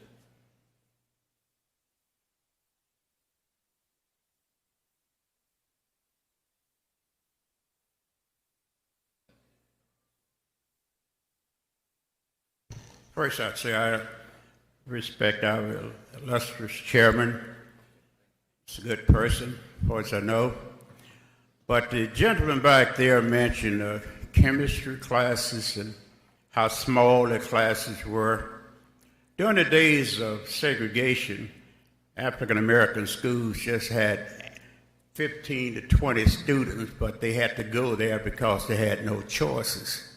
So all of this about the few students that are there, they can't get the kind of service. It is up to said school board to make possible services to the school. It's only one African American on the school board. And then decisions for African Americans are being decided by somebody else. Now, I've taught for 33 years in the public school system. To the gentleman, I'm a chemistry major. I admire that chemistry, not that hard, but it does require more time. But to gerrymander and put a hardship on folks who are already poor and broke, it's wrong. And the second thing is the federal courts rule.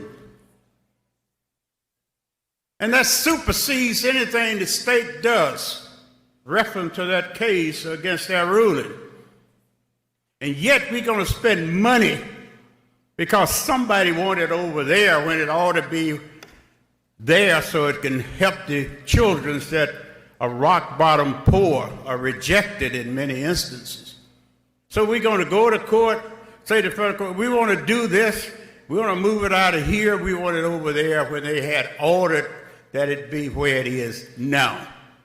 And this board and the county does have permission to move revenue around in said county to accommodate the schools and the students. It is hilarious that we're involved in this when we don't have to be. If you got a problem with it, take it back where it started. It started with the federal government. Take it back over to the district court. Let the federal government tell you whether you can do it. Because I got a feeling you're going to lose this one and the money's going to be spent. Loss of money. How do I know? Been in federal court so many times looking at situations that are injustice. But go ahead. But I don't think the state has anything to do with that. The federal ruling, let them fix it.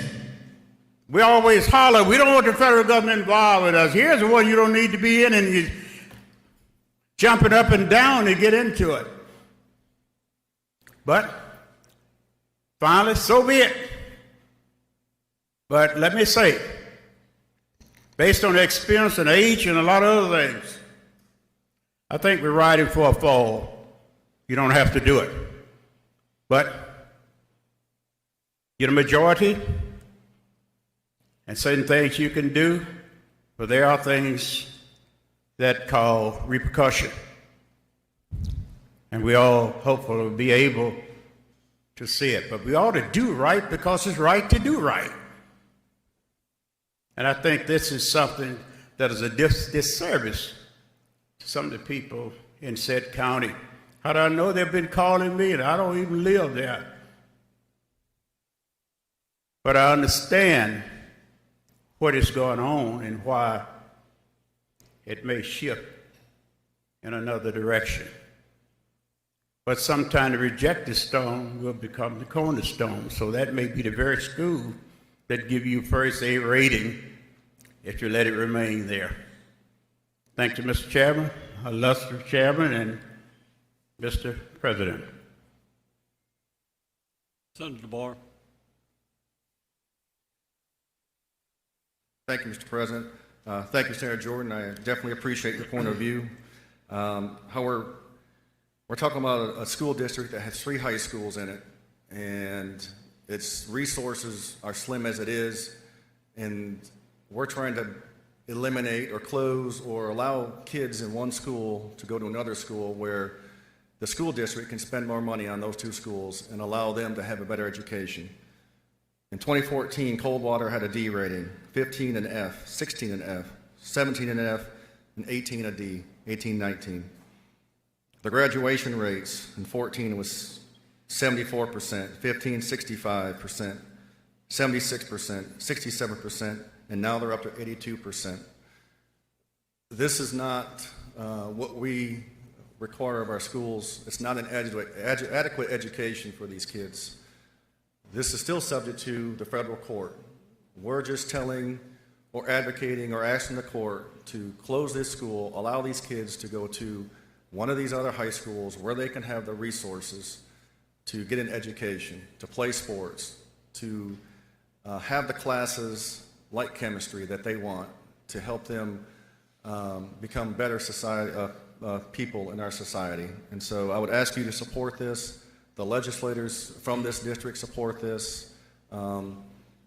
And I think the school board, even though they were reluctant to take a vote on it, have indicated to me they want this done. And so I would ask that you support this measure as well. Thank you. The request, did you make a request to use some morning roll call? Ask for use of morning roll call. Thank you, Senator. Did I hear call the roll? Call the roll.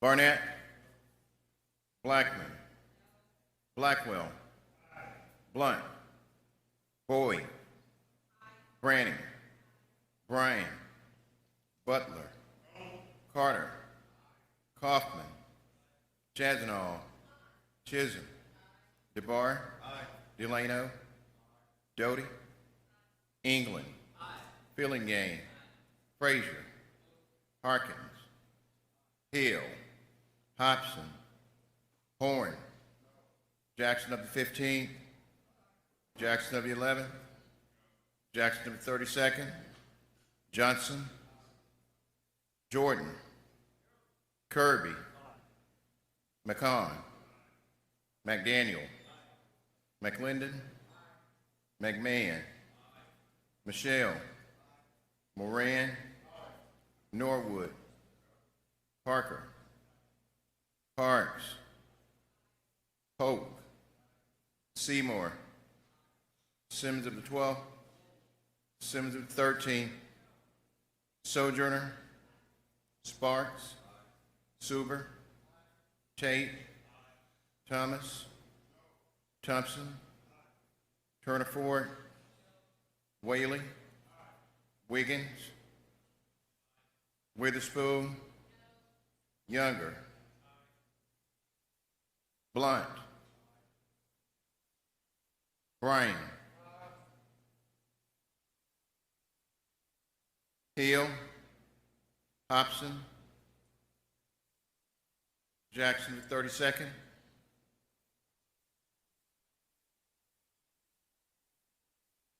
voting yes or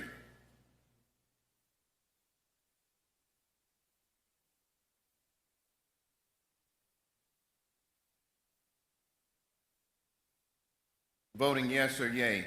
Blackwell, Blunt, Boyd, Branning, Bryan, Carter, Kaufman, Chazanall, Chisholm, DeBar, Delano, Doty, England, Fillingane, Harkins, Jackson of the 15th, Johnson, McCon, McDaniel, McClendon, McMahon, Michelle, Moran, Parker, Parks, Polk, Seymour, Sojourner, Sparks, Suber, Tate, Thompson, Whaley, Wiggins, and Younger.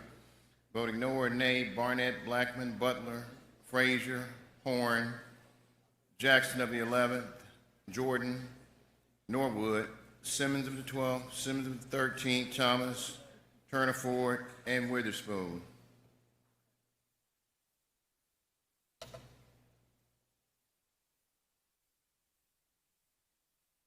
Total vote?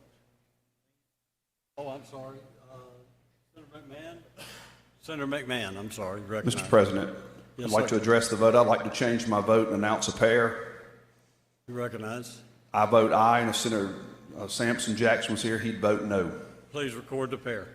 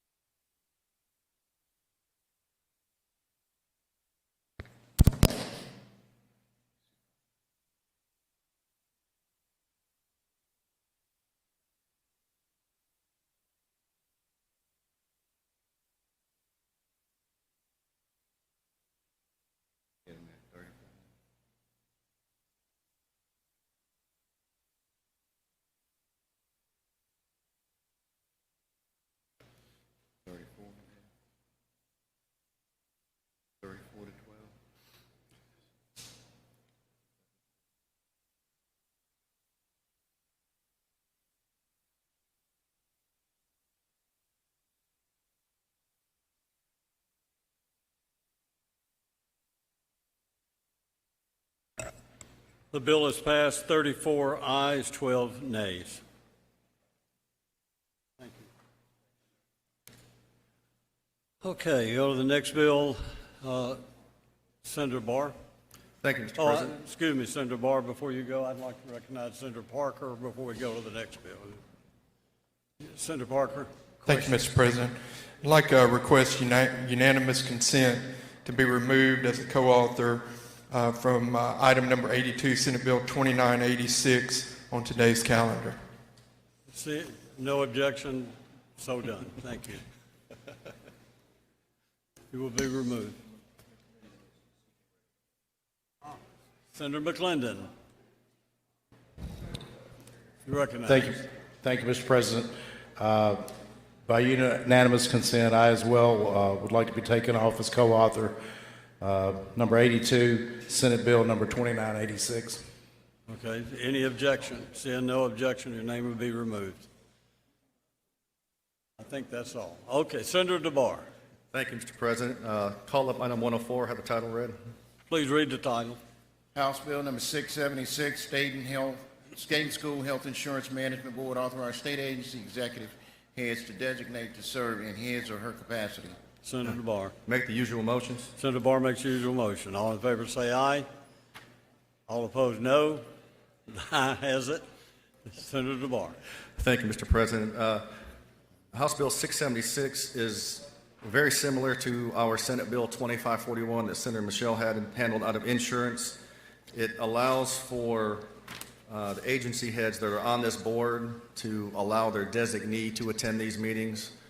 It's basically every board member. Our Senate bill just allowed for the state education department superintendent to let her name her designee.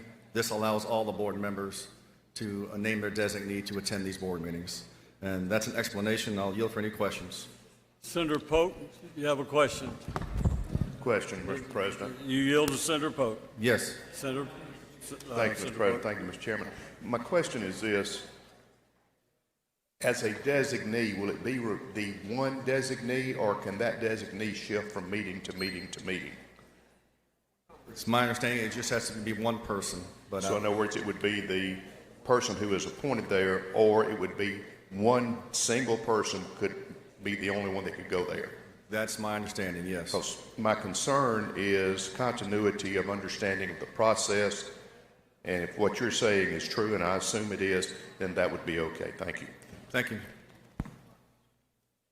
Okay. If there are no further questions, ask for passage by use of the morning roll call. Seeing no further questions, Senator Barr requests use of the morning roll call for final passage. Does anyone object to this procedure? Does anyone wish to be recorded as voting no? Seeing none, Mr. Clerk, please record all present by the use of the morning roll call as voting aye. Senator Barr. Thank you, Mr. President. Call up the next item. Have the title read. Please read the title. House Bill number 751, Mississippi Employer Assisted Housing Teacher Program, remove requirement that the Department of Education administer with the FNMA. Senator Barr. And make the usual motions. Senator Barr makes the usual motion. All in favor say aye. Aye. All opposed, no. The ayes have it. Senator Barr. Thank you, Mr. President. This bill is a mirror bill to our Senate Bill 2864, which passed unanimously. However, we've decided to bring up this bill, and our Senate bill will not be brought up in the House. And all it does is extend the repealer for 1 year to July 1st of 2021. This is the program that allows teachers to teach in critical shortage areas, and they will receive a $6,000 loan, which converts to a grant if they teach in this area for 3 years. And I do have an amendment at the proper time, Mr. President. But I'll yield for any questions. Well, we do have questions. Senator Horn, do you have a question? On the bill?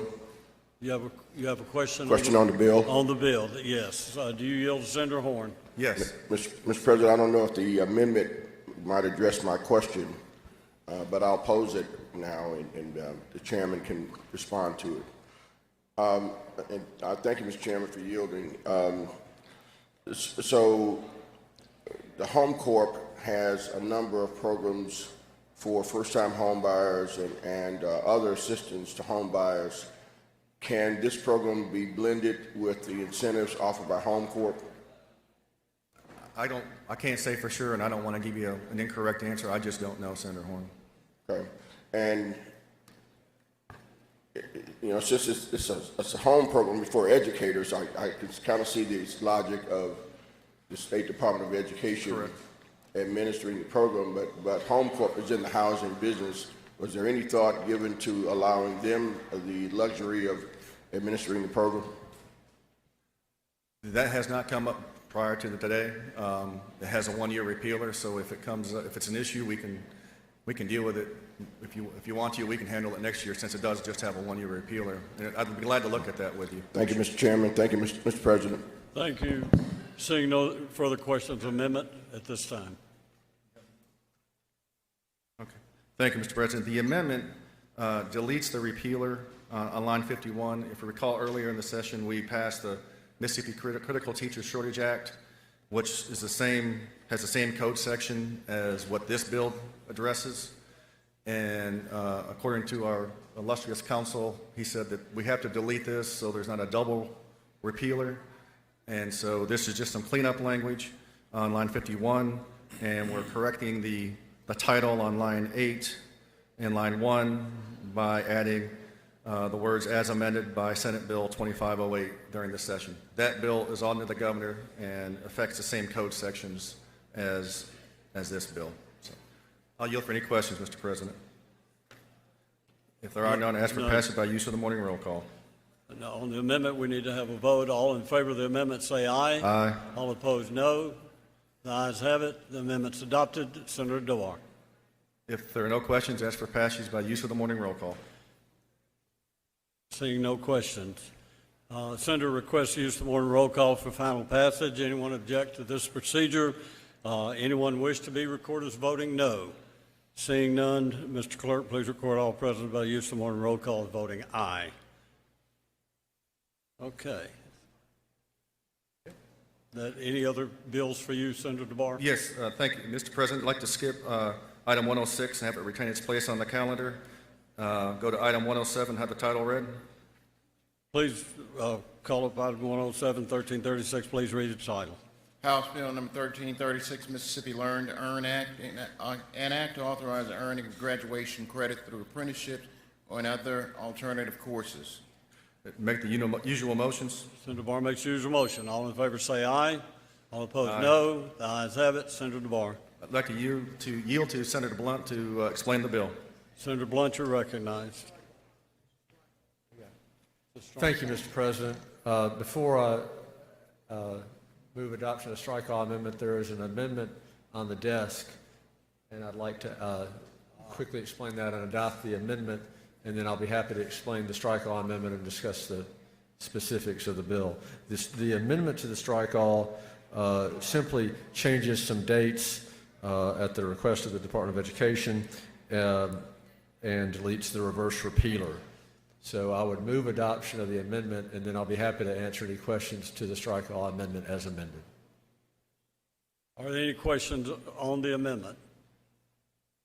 If not, all in favor of the amendment say aye. All opposed, no. The ayes have it. Senator Blunt. Thank you, Mr. President. I move adoption of the strike-all amendment and ask to be recognized to explain it. Please proceed. Thank you.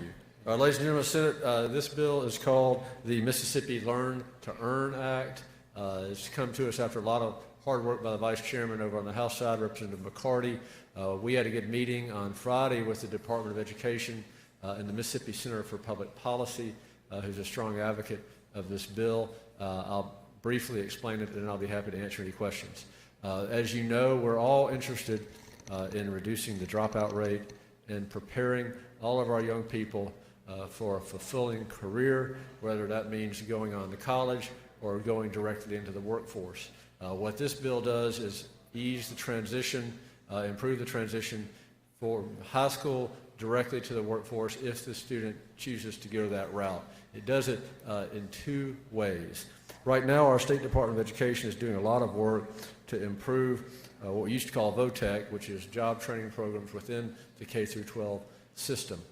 They were working on this before this bill was introduced, but this bill is needed for a couple of reasons. And the way it will work is this. First, the State Board of Education is going to promulgate some rules for all the school districts to say, how do you coordinate as a school district with a local employer or licensing authority in your community that you think meets a need. And that may be in healthcare, that may be in welding, that may, I'm sure you can think of other examples in your district. So they're going to develop curriculum within the high school that is tailored to the employer that serves that community. In other words, not just going to be made up in the high school, it's going to be bringing in the business community to make sure that what's being taught is useful. And that course is going to get that child credit. It will be an elective credit toward graduation for that student. Secondly, and this is also something that's new and why we need the bill, those courses that the student takes is not only going to get credit towards graduation, it is going to count towards real-world licensing and certification. So if that student is taking a course in high school for course credit and they take a certain number of hours, that course is going to have been approved by whatever the licensing commission is or whatever the certification is, in case it's, again, I use the example of welding, I'm sure there are many others, and those hours and that curriculum is going to allow them to more quickly get that license in the real world and go to work. And that's why the bill is named what it is, the Mississippi Learn to Earn Act. I think it's a good bill. There are young people who don't want to go directly into a four-year college. They want to go to work. This is going to enable them to go directly to work with a real, not only a real skill, but a chance to get licensed and certified faster and you get out there and make a living. And it's another option for our students, and be happy to answer any questions on the strike all amendment, Mr. President. Senator Jordan, you have a question?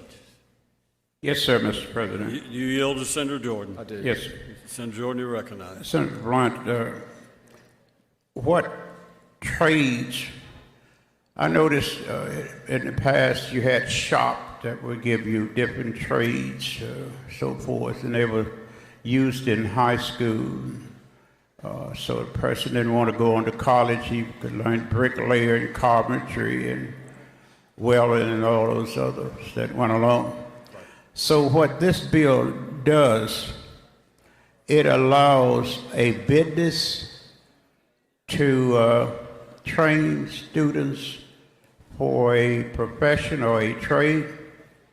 It does, Senator Jordan, but I'll say, first, this is at the complete discretion of the local school board. So you raised the example of bricklaying. If, for example, a school district sees a need out there in the community for more people in that line of work, they would work with businesses in the community that teach that skill. The school board, at their discretion, would choose to do that. They would come up with some sort of curriculum. It would be approved by the local school board and would be subject to approval and audit by the State Board of Education, and then that student could take that, could work with that business. They would get course credit, an elective credit, at the high school where they attend, and then when they graduate from high school, they're more employable in that profession because there's been a curriculum that the business owner and the school have agreed to, that the business owner thinks, well, this is actually teaching the student bricklaying, and the school district says, well, this is accountable enough and significant enough that we're actually going to give the child credit for working in this job. So that's what it would do. Yes, sir. Now, what it does, can you name any specific business that wants to do this? Well, the State Board of Education has been working on this and this is happening, I think, in schools right now across Mississippi. But what is different about it with the bill is they will now get academic credit, a credit towards graduation, and this is, I think, important.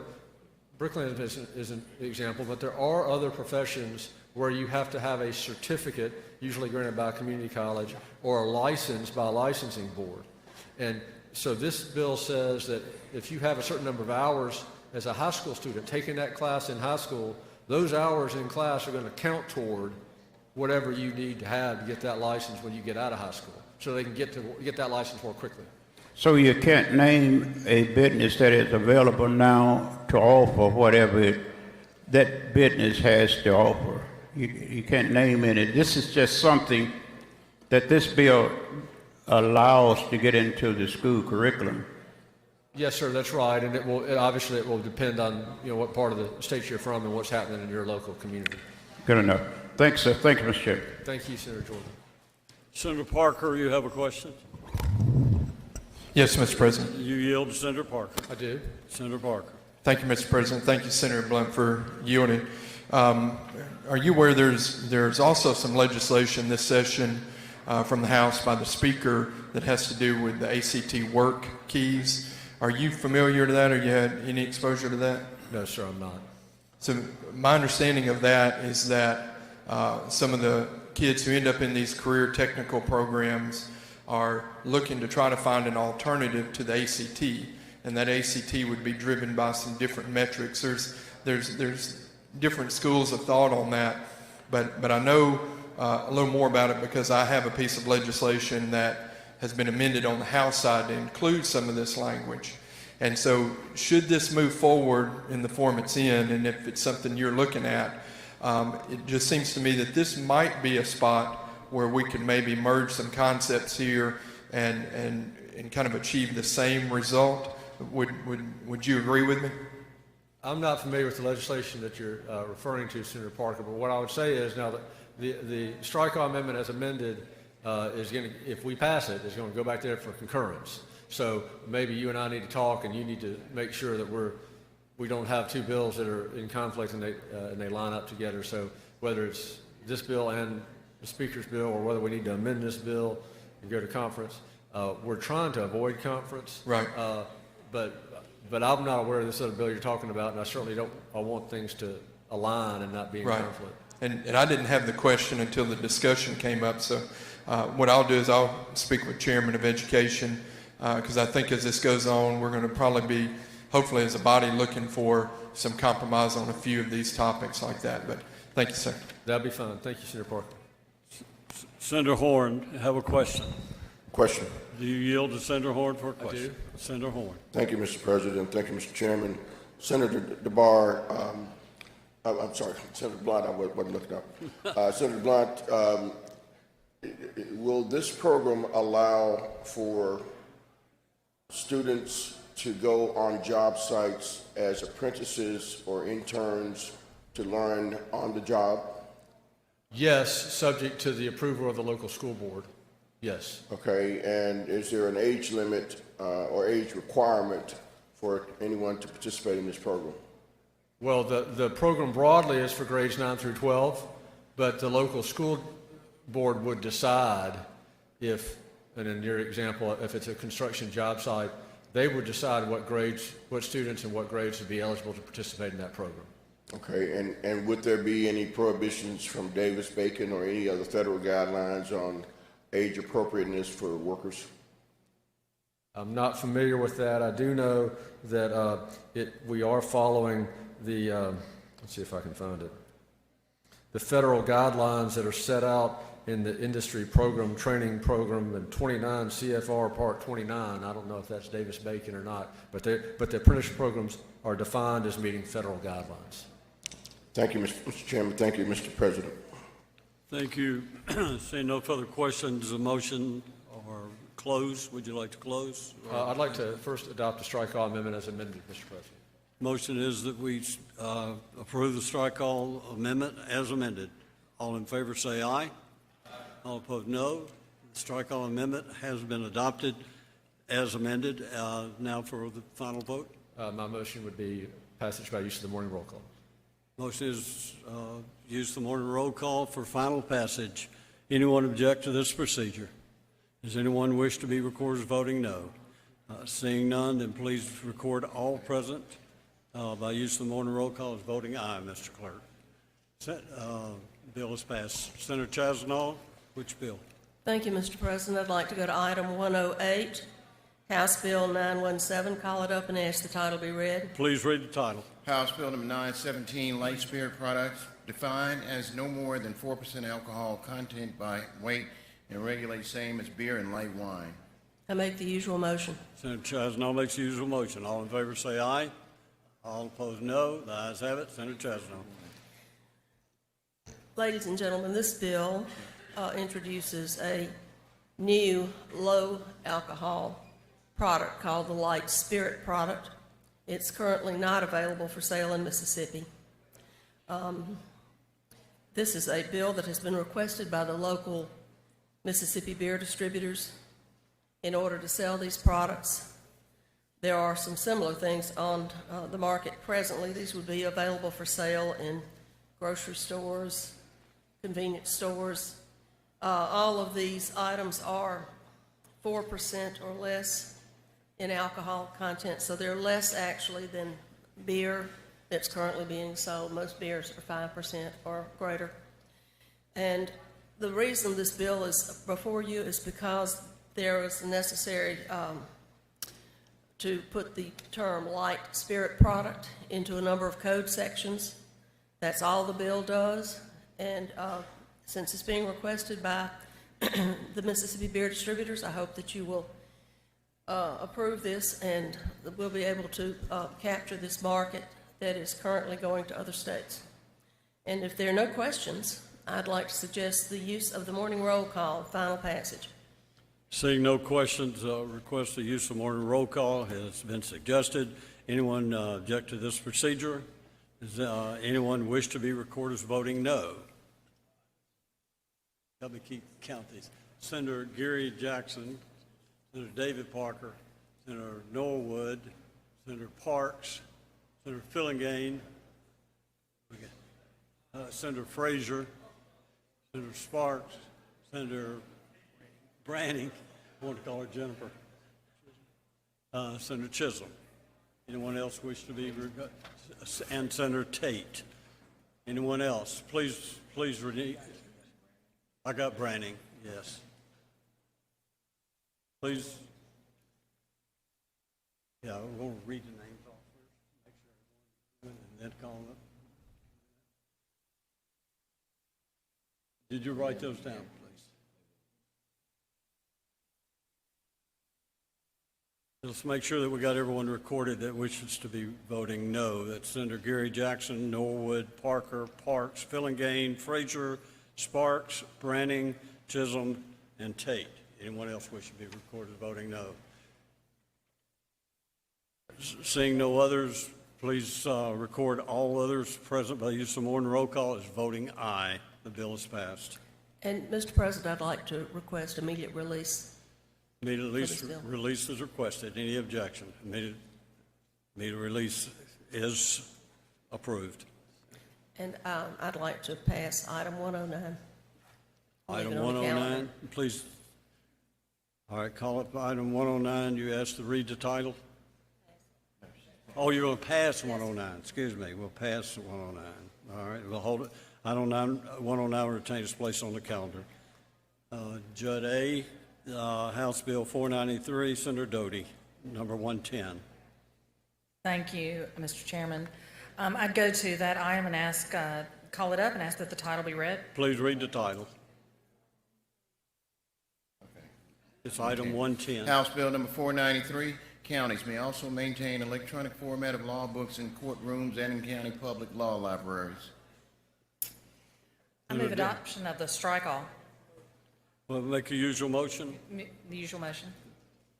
Senator Doty makes the usual motion. All in favor say aye. All Aye. opposed no. The ayes have it. Senator Doty. Now. Now I move adoption of the strike-all. Senator Doty moves for adoption of the strike-all.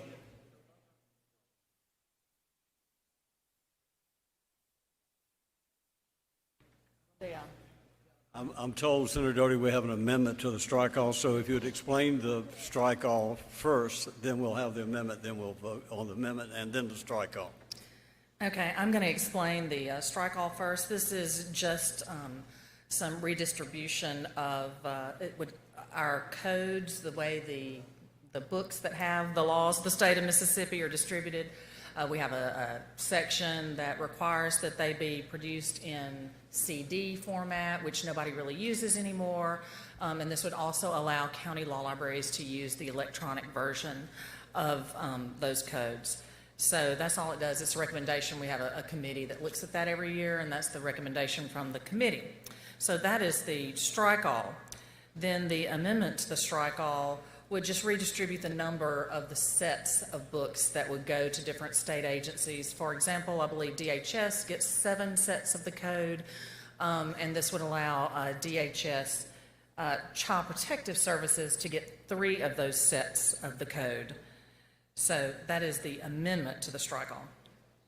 So, any questions on the amendment to the strike-all? Senator Doty, you move we adopt the I amendment. move adoption of the amendment. All in favor say aye. Aye. All opposed, no. The amendment to the strike-all is adopted. Now back to the strike-all, Senator Doty. Okay, so now we're back on the original, on the strike-all, which allows, updates our language and our statute regarding the electronic format of books that are allowed. So, Senator, And move passage on the morning roll call. we have to adopt the strike-all as amended. All in favor say aye. Aye. All opposed, no. Ayes have it. Senator Doty, now your motion is To- use the morning roll call for final Yes. passage. Yes. Use of morning roll call for final passage has been requested. Anyone object to this procedure? Does anyone wish to be recorded as voting no? Seeing none, please record all present by use of the morning roll call as voting aye. Senator Doty.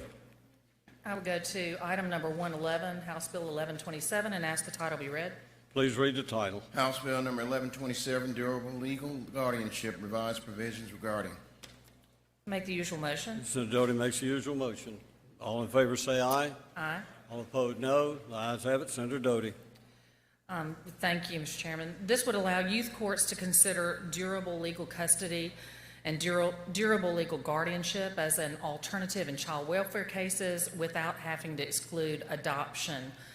Currently, our law requires that a court has to exclude reunification with the parent and also exclude adoption. But there are some instances where this durable legal guardianship would be a better fit and really would allow a child to be with a member of the family rather than be adopted by someone else. So it just takes out that requirement of adoption, the possibility of adoption before allowing a durable legal guardianship. This came to us from the Children's Justice Commission over the Supreme Court. It's their recommendation. I would be glad to answer any questions. See no questions. Take a motion. I would move passage on the morning roll call. Senator Doty requests use of morning roll call for final passage. Anyone object to this procedure? Anyone wish to be recorded as voting no? Seeing none, please record all present by use of the morning roll call as voting aye. Bill is passed. Senator Doty. Thank you. I would go to item number 112, House Bill number 1129, and ask the title be read. Please read the title. House Bill number 1129, Termination of Parental Rights, Clarify Jurisdiction of County and Youth Courts. Make the usual motion. Senator Doty makes the usual motion. All in favor say aye. Aye. All opposed, no. The ayes have it. Senator Doty. Thank you. This also comes to us from the Supreme Court's Children's Justice Commission, and it really just clarifies language in the statute. There is no change. But when a county court sits as a youth court and acquires jurisdiction in an abuse and a neglect case, then the county court has the original and exclusive jurisdiction in a termination of parental rights case. Again, it's no change. It just makes the wording much more clear in our statute. I'd be glad to answer any questions or move passage on the morning roll call. Seeing no questions, Senator Doty requests use of the morning roll call for final passage. Anyone object to this procedure? I have a question. I'm sorry. Senator Turner Ford. I'm sorry, I did not see it. Thank you, Mr. President. Thank you, Madam Chair. Where is the current jurisdiction for those termination of parental rights cases? So it is in Chancery Court unless the youth court has jurisdiction. Why would we want to allow a county court to have jurisdiction as opposed to a Chancery Court? So it's where a county court is sitting as a youth court and has already acquired jurisdiction in an abuse or a neglect case, then they're allowed, because they have familiarity with the case, then they're allowed to, they would have that original and exclusive jurisdiction to go ahead and decide that case. And currently, even if the county court has jurisdiction, the attorney who wishes, or the party who wishes to terminate parental rights, they are to go to the Chancery Court and file for termination? Now, I don't believe that this is any change in the law. This is just a restatement trying to make the law clearer. This is no change in the law. Let me pull that, I had already put it up. Let me read exactly the language.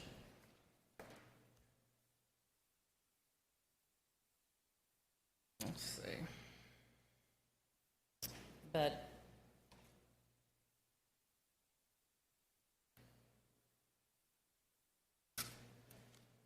all right, so Chancery Court has original exclusive jurisdiction over all termination of parental rights proceedings, except when a county court sitting as a youth court has acquired jurisdiction of a child in an abuse or neglect proceeding.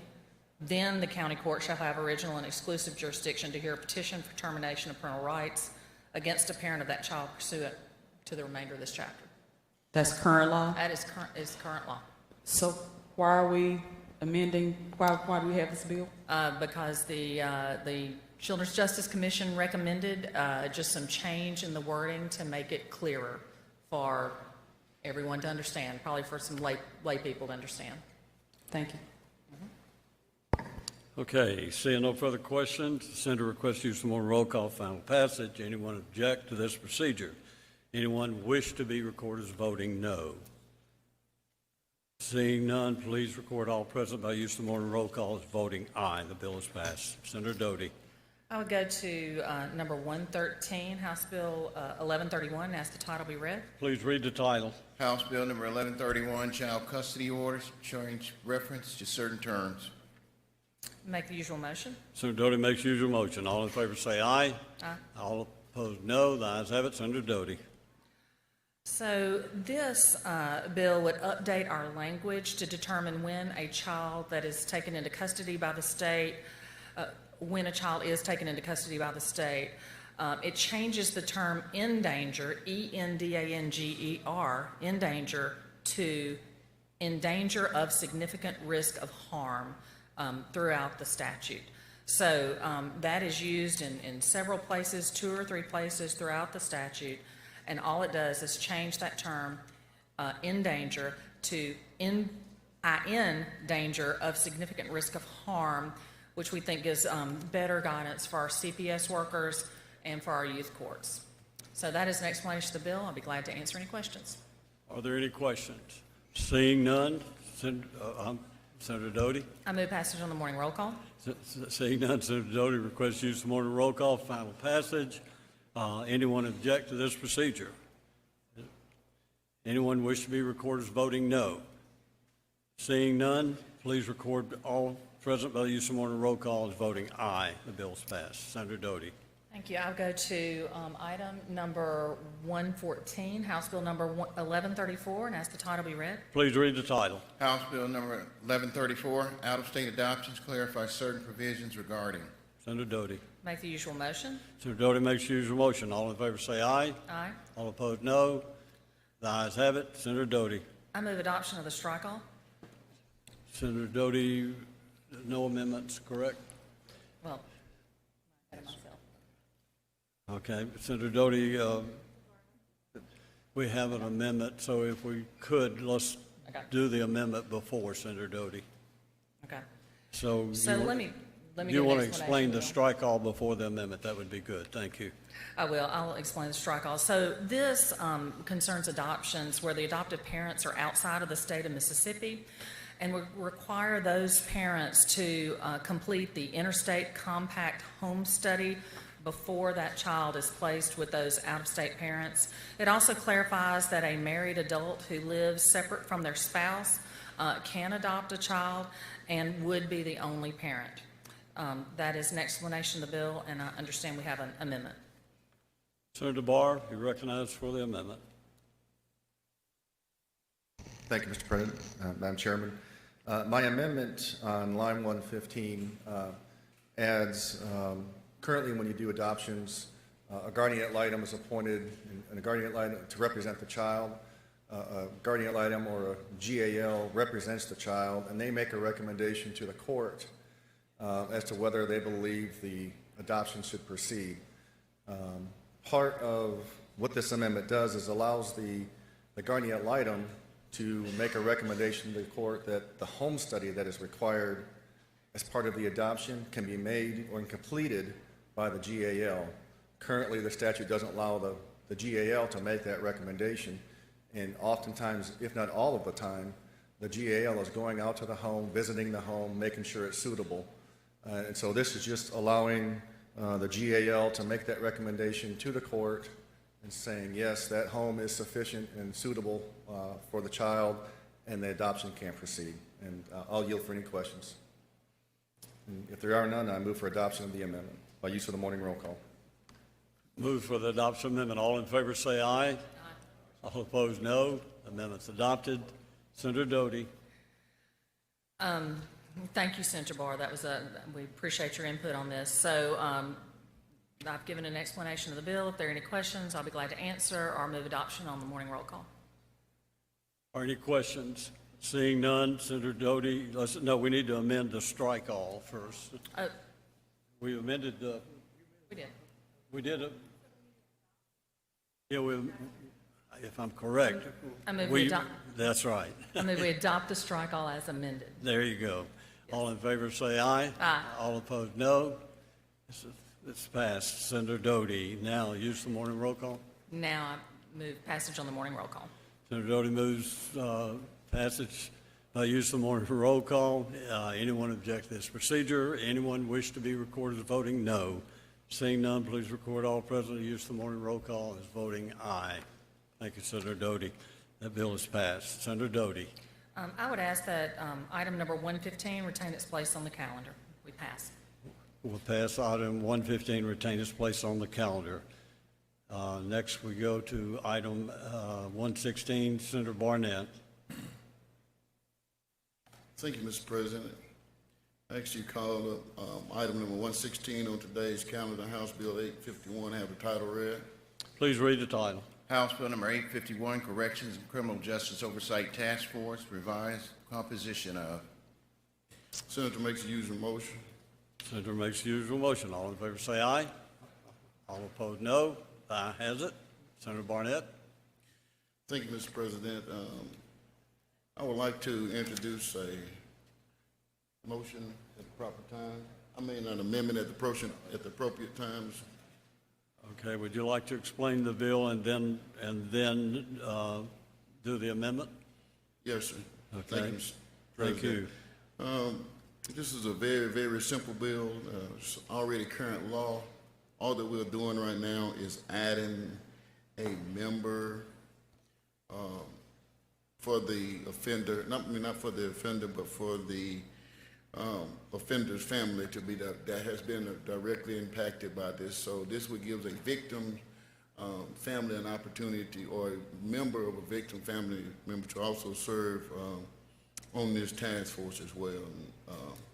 Mr. President, and okay. If there's no other questions, then I'd like to enter the amendment. You're recognized for the amendment. And what the amendment does, it will also add that a member will amend line 32, on the current legislation by inserting the following semicolon and relettering by any succeeding paragraphs to add a member of the Mississippi Chiefs of Police Association shall appoint one representative to this task force as well. And that's what the amendment does. Okay, any questions on the amendment? Senator Hobson, I have a question. Thank you, Mr. President. You yield to Senator Hobson. Yes. Senator Hobson. Thank you, Mr. Chairman. Can you define for me what it is to have someone who is directly affected by the prison justice system? Say that again, Senator. Under this proposal, it says that a person who's offender or family member who has been directly affected by the prison justice system. Yes, sir. On this task force, there's several members that are part of this task force, and we just felt like a member or someone that's related to the victims advocate side of this will be appointed to this task force as well. Okay. So we're just trying to make sure that everyone is comfortable with this task force. Would we want it to be a victim's advocate representative rather than someone who is, quote, directly affected by the prison justice system? I just don't know what that means. I think that's what this is intended for, Senator Hobson, not a direct member, but the latter of what you said. Okay, and it's the appointment would take place on July 1, 2020, correct? Yes, and this appointment would be by the governor. All right, the bill doesn't even go into effect with July 1st, and if it doesn't, it may not even get passed until after July the 1st, because if the governor doesn't get it until the end of session, that'll make it ineffective. Should that language be deleted or at least amended to move it to a later date? I have no questions if that's an amendment of yours, Senator Hobson, that we've moved that date out to somewhere later in the year. I have no problems with that.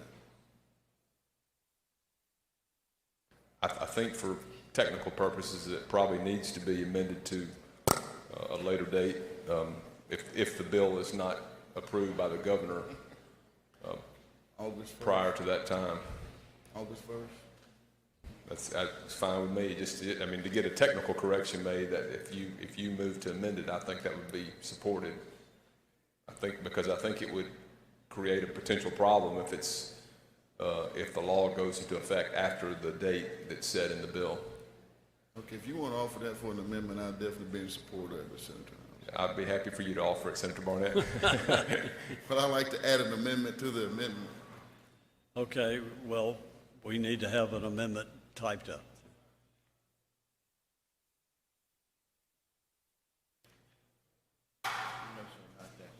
Just amend lines 40, I guess 43 by changing it from July 1st to August 1st.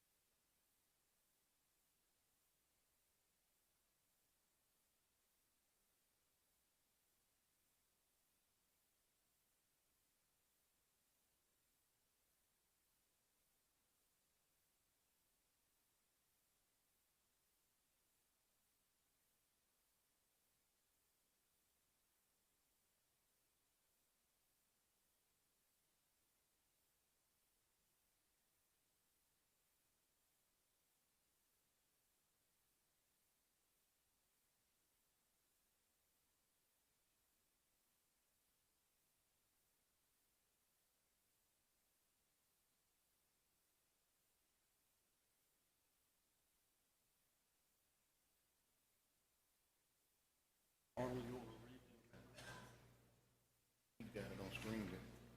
We can read. Okay. Yes, sir.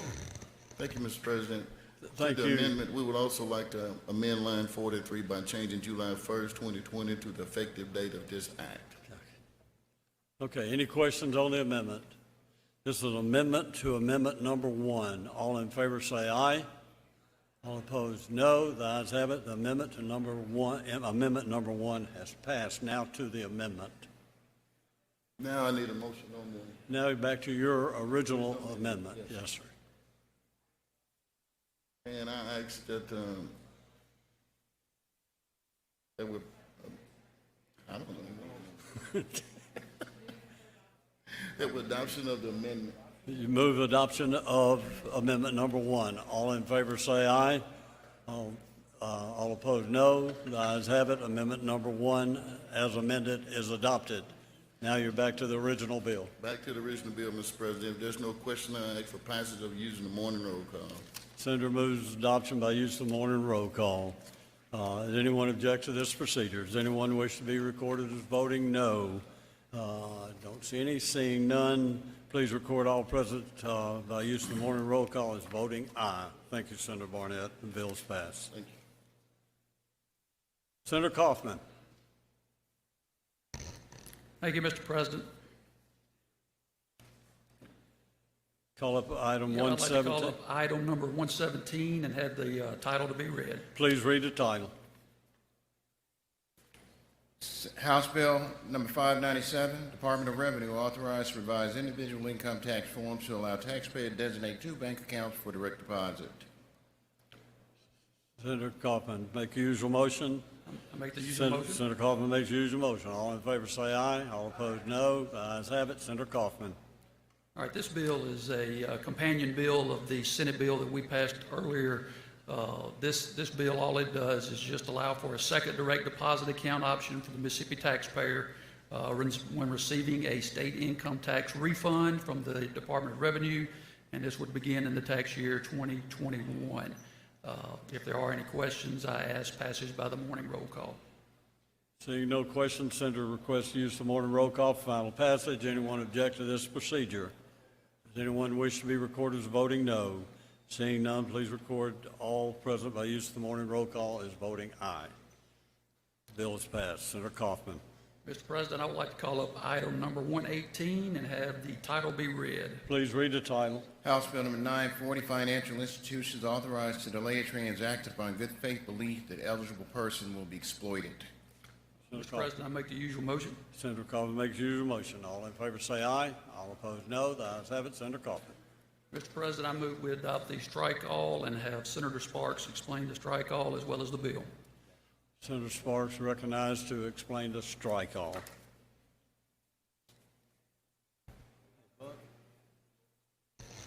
Thank you, Mr. President. Thank you, Mr. Chairman. The bill we have before us addresses our vulnerable elder population.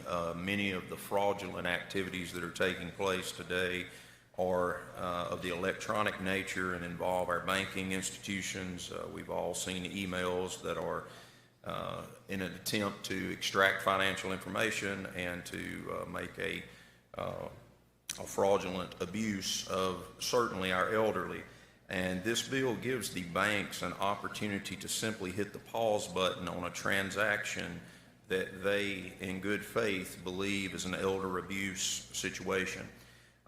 There is a period of time, and we did do a strike all, that this is actually if a officer of a financial institution or branch manager or their designee, so it's going to be someone with some training and some authority, believes in good faith that there is a requested transaction that may be exploitation of an eligible person, they may delay the completion of the execution for a period of time not to exceed 10 calendar days. This will also give them the opportunity to contact a third party, certainly to contact the person whose account that they believe is being fraudulently scammed, and give us a chance to not have them lose their life savings. This is actually a bill that is backed by the Bankers Association, by the American Association of Retired People, the Alzheimer's Association, the Prosecutors Association, and it's one of the top 8 priorities for the Department of Justice because we're seeing elder abuse grow greatly, and banks' hands are tied. For the banks, this actually puts them in a stronger position because they have no duty. The bank does not have a duty, but they do have the ability under this law to simply hit the pause button. And they also have immunity from the standpoint of making that pause in the transaction. but it allows them to avoid this elder abuse. Also, as the law is written today, they cannot do that. They can simply notify the U.S. Treasury, the Department of Health, and maybe the AG or the DA's office. So this is just simply a pause in a transaction where in good faith professionals believe that some of our elder and vulnerable population are being scammed. And I would yield to any questions. If there are not any questions, I would move for passage of the strike all of the morning roll call. Senator Norwood, do you have a question? Thank you, Mr. President. Do you yield Senator Norwood for I a yield. question? Senator Norwood. Thank you, Mr. Chairman. Just for clarification, are there any provisions in the legislation for the bank, the individual to appeal that decision within the banking hierarchy? As far as you're talking about the account holder to Yes. appeal the decision, they do have the ability to certainly, and this is the way I would see that playing out, if something is paused and that person comes into the bank and explains, hey, this is the transaction, this is the nature of it, I don't think there will be an appellate process necessary. It is an opportunity to get with that person to make sure that this is what they wanted to have happen and they're not in fact being scammed. This also in 10 calendar days, unless something happens, that hold will go off. But that doesn't mean that it's held for 10 days. Potentially, if that person comes into the bank and says, yes, this is my nephew, I'm trying to make this transaction, the bank officer would have the ability to release that hold immediately. Okay. Thank you, Mr. President. Thank you, Mr. Chairman. Thank you. Thank you, Senator. Seeing no further questions, the motion was that we do adopt a strike all. All in favor say aye. All opposed, no. The ayes have it. All right, Senator Kaufman, final passage. I ask final passage by morning roll call. Senator requests use morning roll call for final passage. Anyone object to this procedure? Does anyone wish to be recorded as voting no? Senator Angela Turner Ford wish to be recorded voting no. Seeing no others, please record all others as present by use of the morning roll call, as voting aye, I'm sorry, by use of the morning roll call as voting aye. Yeah. And Mr. President, I'd like to call up item number 119 and have the title be read. Please read the title. House Bill number 1071, property exempt from seizure on the execution or attachment, include Roth individual retirement accounts. Senator Kaufman. I make the usual motion. Senator Kaufman makes the usual motion. All in favor say aye. All opposed no. The ayes have it. Senator Kaufman. All right, this is a simple bill that before you that just lists a number of items that are exempt from seizure, from under execution or attachment, and all this bill does is just add that the Roth IRA would also be added to be exempt from execution or attachment. That's all the bill does. If there are no questions, I ask passage by the morning roll call.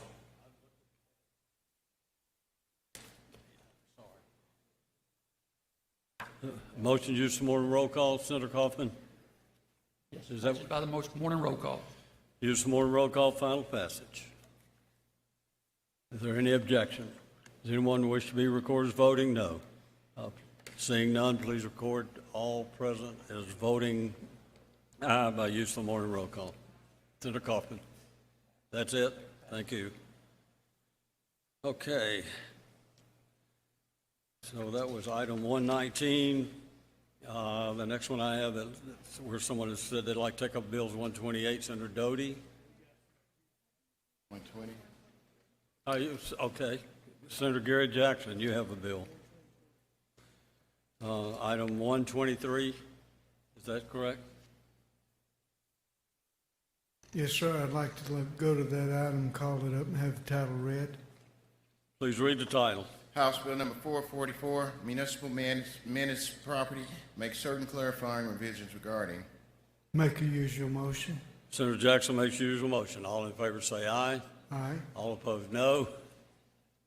Now Ayes have it. Get Senator Jackson. Now I ask that you recognize Senator McClendon to explain the bill. Senator McClendon, you're recognized. Thank you, Mr. Chairman. Thank you, Mr. President. What this bill, House Bill 444, does is cleans up a law that's already in place, and it helps the smaller municipalities be able to do what larger municipalities do. As the law is now, this bill will be able to let municipalities with a population of 1,500 be able to provide penalties, and they shall not be assessed against the state for cleaning state-owned properties. It also, all the properties that that municipality deems uncleanly, that is a menace to the public health, safety, and welfare of the community.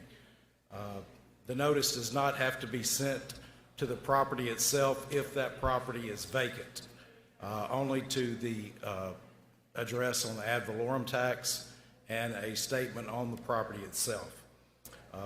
Where that property is deemed vacant of a structure from 1 acre or less. The municipality, upon writing the Secretary of State and getting the okay, will be able to clean that property, and it will be able to do so for 2 years except for 1 year.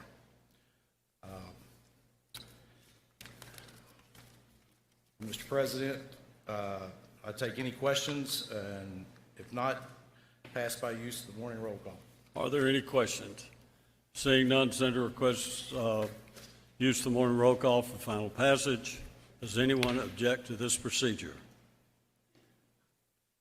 Seeing none, does anyone wish to be recorded as voting no?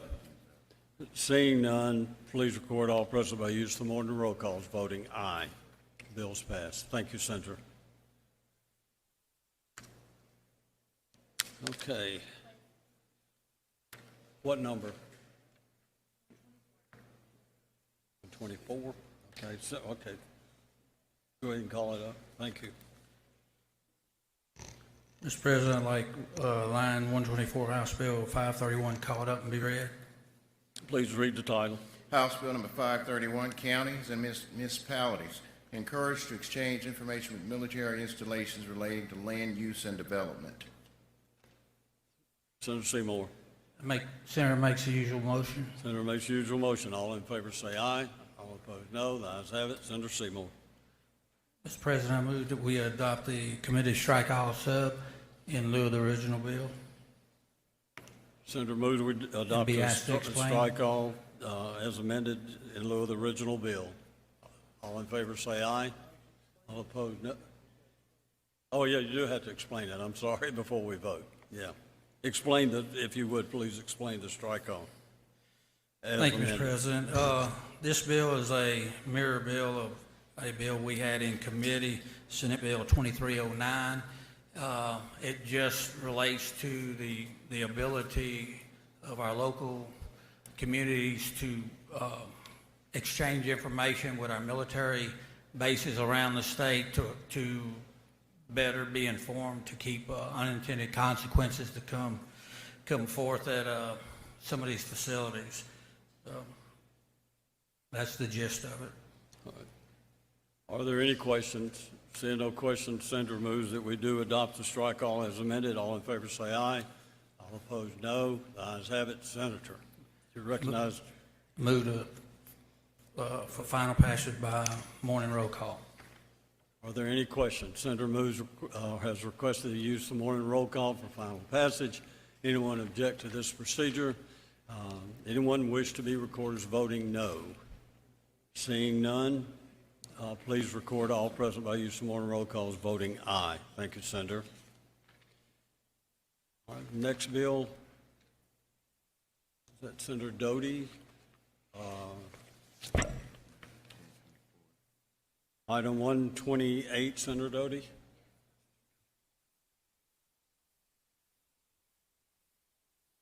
I'll go to item number 128, House Bill number 96, and ask that the title be read. Please read the title. House Bill number 96, emergency medical services provider include fire stations and ambulances as definition under the baby drop-off law. I move, make the usual motion. Senator Doty makes the usual motion. All in favor say aye. All opposed, no. Ayes have it. Senator Doty. I move we adopt the strike all. Senator Doty moves that we adopt the strike all. All in favor say aye. Aye. All opposed, no. It's adopted. Senator Doty. Thank you. This is a companion bill. We have already passed this, but it does make a little bit of a change. So this bill would, in addition to a hospital where a new mother could drop off a child that they don't believe they could care for, it adds a fully staffed ambulance service or a fire department along with the hospital. The hospital portion is current law, and the ambulance or the fire station is what we added in the Senate bill. Also, it would increase the amount of time from 72 hours to 7 days that a child could be dropped off without, if the child is voluntarily dropped off by the parent. That is an explanation of the bill. I'll be glad to answer any questions. Are there any questions? Senator Doty, no questions. I move passage on the morning roll call. Senator Doty requests, well, let's see. Yeah, we've already adopted the strike call. Okay. Senator Doty requests use the morning roll call for final passage. Anyone object to this procedure? Does anyone wish to be recorded as voting no? Seeing none, please record all present by use of the morning roll call as voting aye. Thank you, Senator Doty. All right. We're moving right on here.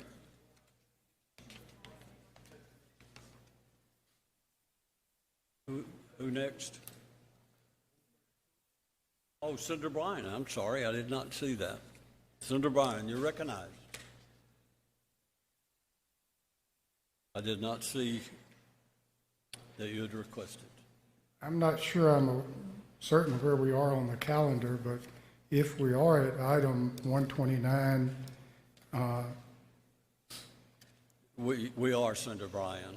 I would, Well, let me make the ask this. usual Anyone wish to? Yeah, we just took up 128, and so we're on 129, Senator Bryan.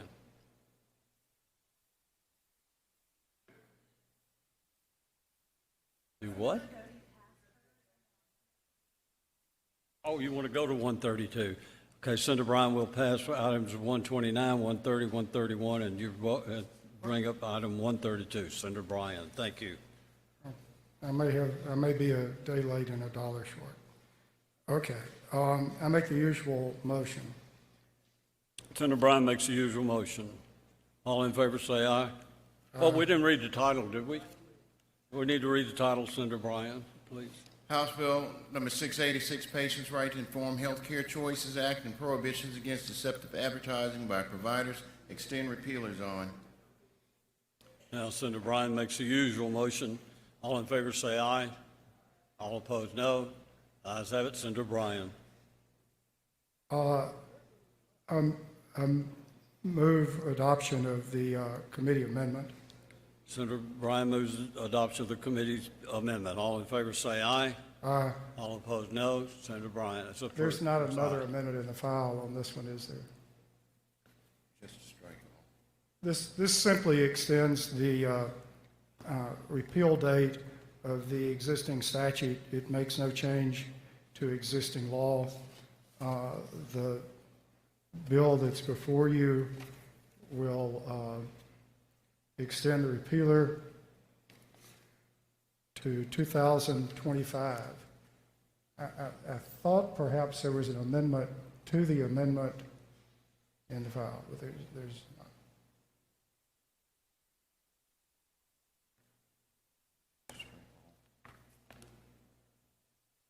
If not, I move adoption of the committee amendment. I thought we'd already done that, but adoption of committee amendment. All in favor say aye.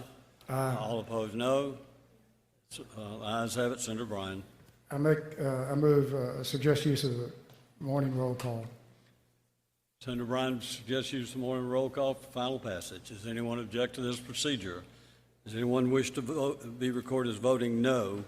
Seeing none, please record all present by use of the morning roll call as voting aye. Thank you, Senator Bryan. I go to the next item and ask that the title be read. Item 133, House Bill 688. Please read the title. House Bill number 688, Mississippi Pharmacy Practice Act, extend repealer on. Senator Bryan. I make the usual motion. Senator Bryan makes the usual motion. All in favor say aye. All opposed, no. Ayes have it. Senator Bryan. I'm told that we do have an amendment on the floor, and I would ask that the amendment be read and move adoption of the amendment. Please read the amendment. Amend on line 682 by deleting 2023 and inserting 2025 in lieu thereof. Mr. President, the intent of this bill, the last bill, is simply to get the repealer dates in 2025. There was an era in one of these bills, as it came to us from the House, where although generally speaking they had gotten 2025 in all the correct places, there were a couple of places where mistakenly they had 2023. And what we're trying to do is just get the year 2025 so it'll be consistent. That's all this amendment does, is correct a number that's 2023 to 2025, which is supposed to be done. So I move adoption of the amendment. Senator Bryan moves adoption of the amendment. All in favor say aye. Aye. All opposed, no. I suggest use of the morning roll call. Senator Bryan suggests use of morning roll call for final passage. Anyone object to this procedure? Does anyone wish to be recorded as voting no? Seeing none, please record all present by use of morning roll call as voting aye. I would like to ask to pass the next item and let it retain its place on the calendar. Pass item 134 and retain its place on the calendar. Thank you, Senator Bryan.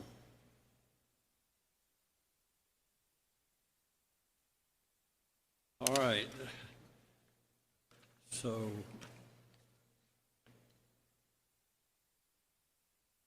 Senator Wiggins, you recognize.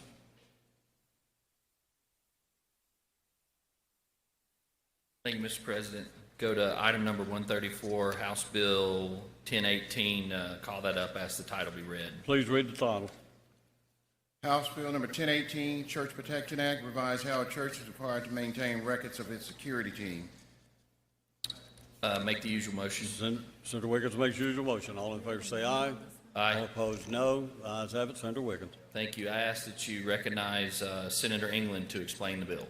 Senator England, you're recognized. Thank you, Chairman Wiggins. Thank you, Mr. President.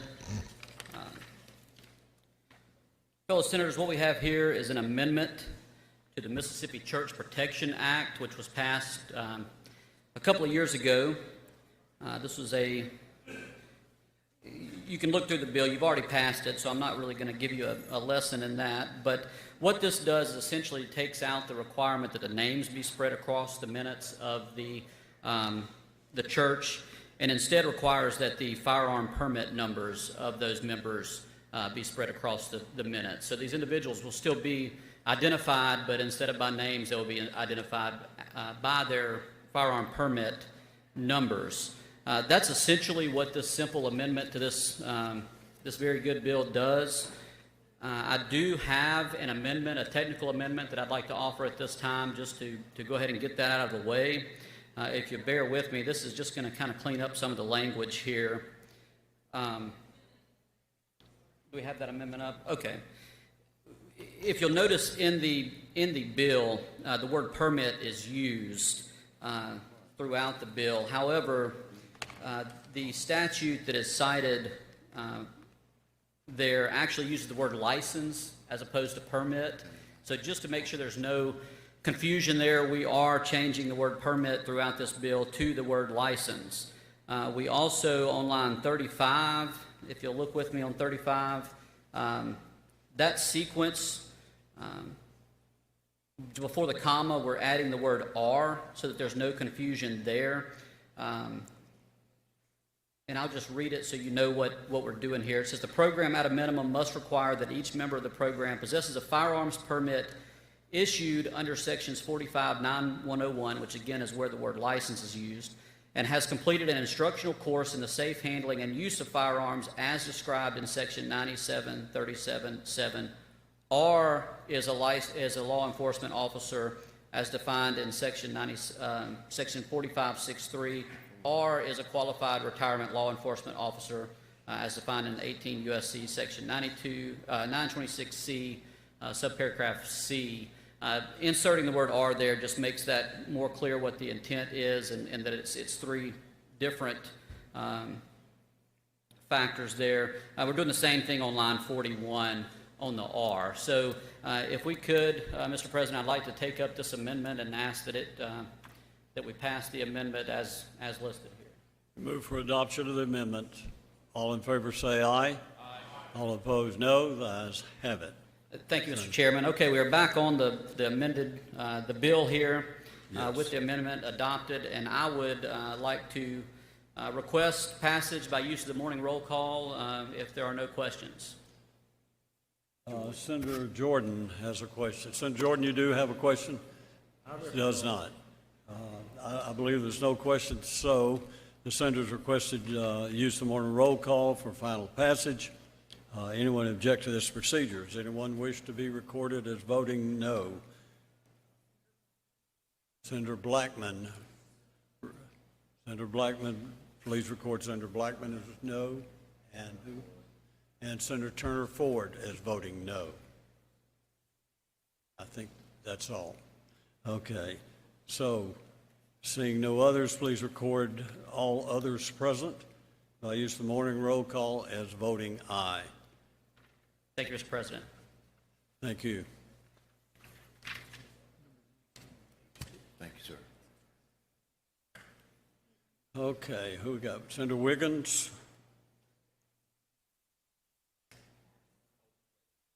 Pass all this schedule? Okay. Okay, so we'll skip or pass down to item number 140, or is that the one you wish to bring up? All right, we'll pass the others. 138. Senator Parker beat her to the punch. So we'll pass the others retain their place on the calendar down to item 138. Senator Parker, you're recognized. 138, House Bill number 336. Thank you, Mr. President. I'd like to call that item up and have the title read. Please read the title. House Bill number 336, Mississippi Workforce Development Study Committee, create. Move we adopt the strike all in lieu of the original bill. Be recognized to explain. Make the usual motion. All in favor say aye. All opposed no. The ayes have it. Now, Senator Parker. Now move we adopt the strike all in lieu of the original bill and be recognized to explain. Senator Parker moves that we adopt the strike all of the original bill. All in favor say aye. All opposed no. The ayes have it. Senator Parker, please explain. Thank you, Mr. President. What we did in committee is we struck the House language completely, and we put in Senate Bill 2564. You'll remember several months ago we were talking about the need to revamp workforce development. This is hopefully one of the possible vehicles that we might use to do that. This bill, when we talked about it, passed with one dissenting vote. I'd be glad to go back through it again, but our negotiations and our talk right now with Patrick Sullivan, who's the new commissioner, the new head of SWIB board, is to get something that everybody is in favor of and that doesn't do anything to create a new agency, but we use our existing framework to accomplish that. And had a good lunch with him today and continue those discussions. But I expect this to come back in a much better state than even the way it left the Senate last time. But I'd be glad to answer any questions if there are any. If not, move passage on the use of morning roll call. Are there any questions? Seeing none, Senator Parker requests use of the morning roll call for final passage. Does anyone object to this procedure? Seeing none, does anyone wish to be recorded as voting no? Senator McDaniel recorded as voting no. Senator Sojourner, no. Any other senator wish to be recorded as voting no?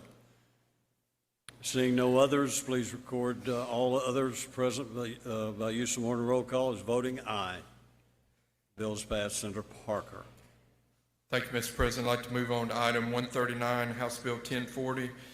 Call it up and have the title read. Please read the title. House Bill number 1040, agencies, departments, and institutions required to report workforce monies received and how those monies were spent to the SWIB each year. I make the usual motion. Senator Parker makes usual motion. All in favor say aye. Aye. All opposed, no. The ayes have it. Senator Parker. I move we adopt the strike all in lieu of the original bill and be recognized to explain. Senator Parker moves to adopt strike all of the original bill. All in favor say aye. Aye. All opposed, no. The ayes have it. Senator Parker. Thank you, Mr. President. Just like on the last bill, we're working in conjunction with the House. They've inserted their language into two bills. We've inserted our language into two bills. So this is Senate Bill 2563, which was the Incentives Transparency Act. We passed unanimously on this floor earlier. And what it does is it just it puts some reporting and incentive transparency mandates on MDA. I hope to, again, be working with the House on this and merge the two thoughts that we have from the two chambers and come back with a combined version after conference. But be glad to answer any questions. If there are none, I move passage on the use of morning roll call. Are there any questions? Seeing none, Senator requests use of morning roll call for final passage. Anyone object to this procedure? Anyone wish to be recorded as voting no? Seeing none, please record all present by use of the morning roll call as voting aye. The bill is passed. Senator Parks.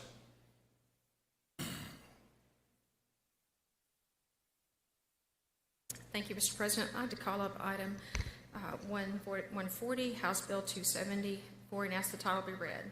Please read the title. House Bill number 274, Help Grant Program, Align Curriculum with Changes for College Preparatory as required by IHL. Make the usual motion. Senator makes the usual motion. All in favor say aye. Aye. All opposed, no. The ayes have it. Senator Parks. What this bill will do will align the HEP core curriculum with the required IHL college preparatory curriculum. That's beginning in this the season of 21-22 academic year.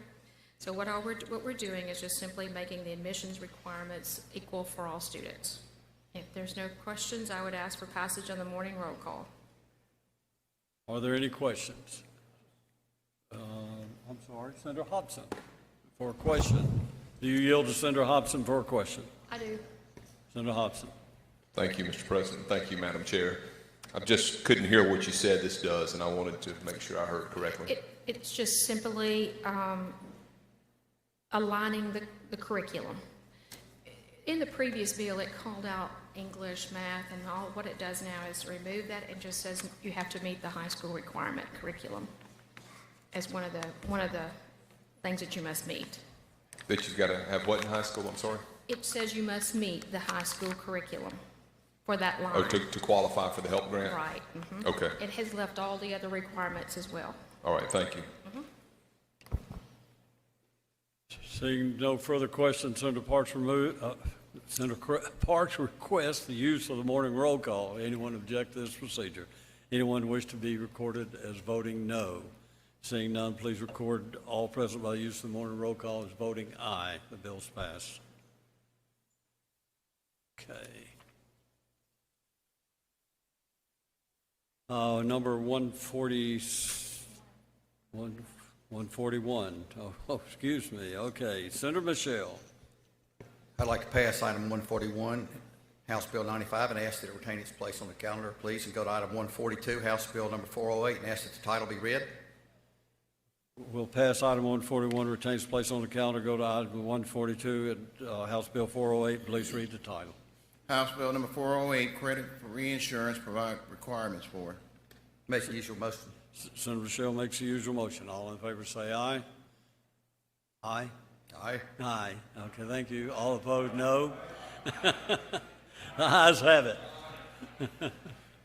Thank you, Mr. President. This legislation deals with reinsurance requirements. It's legislation to meet the accreditation requirements that have been passed by the National Association of Insurance Commissioners. It'll give a credit for companies for the reinsurance that they buy, and it prevents companies from having to reserve additional capital. If companies had to reserve money to meet these capital requirements, they would raise the rates to build their capital. And this will keep our insurance rates from rising. Be glad to yield to any questions. Are there any questions? Move No final questions. passage by use of the morning roll call, Mr. President. Thank you, Senator Michelle. Senator Michelle requests to use the morning roll call for final passage. Does anyone object to this procedure? Does anyone wish to be recorded as voting no? Seeing none, please record all present by use of morning roll call as voting aye. The bill is passed. Thank you. Mr. President, I'd like to pass item 143 and ask that it retain its place on the calendar as well. Pass on item 143. Thank you. 144, Senator Bryan. I ask that the title be read. Please read the title. House Bill number 708, Pharmacy Benefit Prompt Pay Act, revised various provisions of. I make the usual motion. Senator Bryan makes the usual motion. All in favor say aye. Aye. All opposed, no. The ayes have it. Senator Bryan. I move adoption of the committee amendment. Senator Bryan moves adoption of the committee amendment. All in favor say aye. All opposed, no. The ayes have it. Senator Bryan. I'd like to recognize Senator Parks to explain the committee amendment. Senator Parks, you're recognized. Thank you, Chairman. Thank you, Mr. President. What I'd like to say is this is not just a Mississippi issue. This is a national problem. And what I'd like to do this afternoon is just take you through the 7 points, if I can, of what this bill does. Starting with number 1, prohibits the PBMs from requiring stricter and more stringent accreditation or recreditation requirements for the Board of Pharmacy. The second one would be it prohibits the steering patients to pharmacies they have financial interest in or in a common ownership. The third one being requires the PBMs to reimburse pharmacies in 7 days rather than 15. It also prohibits them from having the ability to retroactively claw back a pharmacy reimbursement. It also asks that the PBMs to reimburse the independent and other retail pharmacies the same as they reimburse the affiliated pharmacies. The Mississippi Board of Pharmacy will need to collect the PBM's proprietary information to ensure that the PBMs are following the letter of the law. It also requires the PBMs to create a maximum allowable cost transparency act. Those are the 7 things that this bill does. I'm happy to answer any questions that you might have. And if there are no questions, I would ask for passage of the morning roll call. Are there any questions? Seeing none, Senator requests use of morning roll call for final passage. Does anyone object to this procedure? Does anyone wish to be recorded as voting no? Seeing none, please record all present by use of the morning roll call as voting. I'm sorry. Please record Senator McDaniel as voting present. Senator Sojourner is voting present. I'm sorry, I didn't see. But other than that, use of morning roll call as voting aye, and the bill is passed. Excluding 2.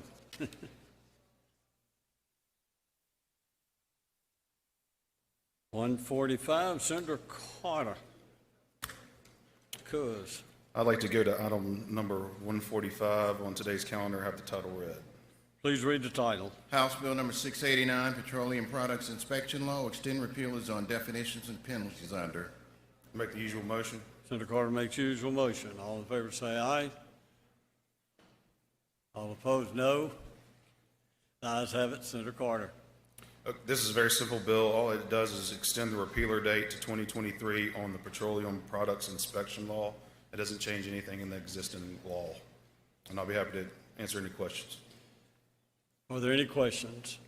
Seeing none, Senator Carter requests use of morning roll call for final passage. Does anyone object to this procedure? Does anyone wish to be recorded as voting no? Seeing none, please record all present by use of the morning roll call as voting aye. Senator Carter. I'd like to go to item number 146 on today's calendar, have the title read. Please read the title. House Bill number 1334, Mississippi 811 law, provide for notification through the Positive Response Information System, PRIS. Make the usual motion. Senator Carter makes the usual motion. All in favor say aye. Aye. All opposed, no. Ayes have it. Senator Carter. This is the companion bill that we passed earlier this year. If y'all remember, I was talking about burying utilities underground and third parties laying conduit and the question about liability. This requires everyone to report where their infrastructure is when they lay it down. I also have an amendment on the desk. Okay. So Are you ready for the amendment? All the amendment does, since we've had the virus, they're going to need some more time to conform to the new standards in this law. And so it moves the effective date from July 2020 to January 1st of 2021. Okay, are there any, you move for adoption of the amendment. Are there any questions?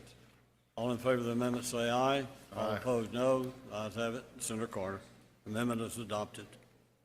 If there are no further questions, I'd pass it by morning roll call. Senator Carter moves adoption by the use of the morning roll call. Does anyone object to this procedure? Does anyone wish to be recorded as voting no? Seeing none, please record all present by use of the morning roll call as voting aye. Bill is passed.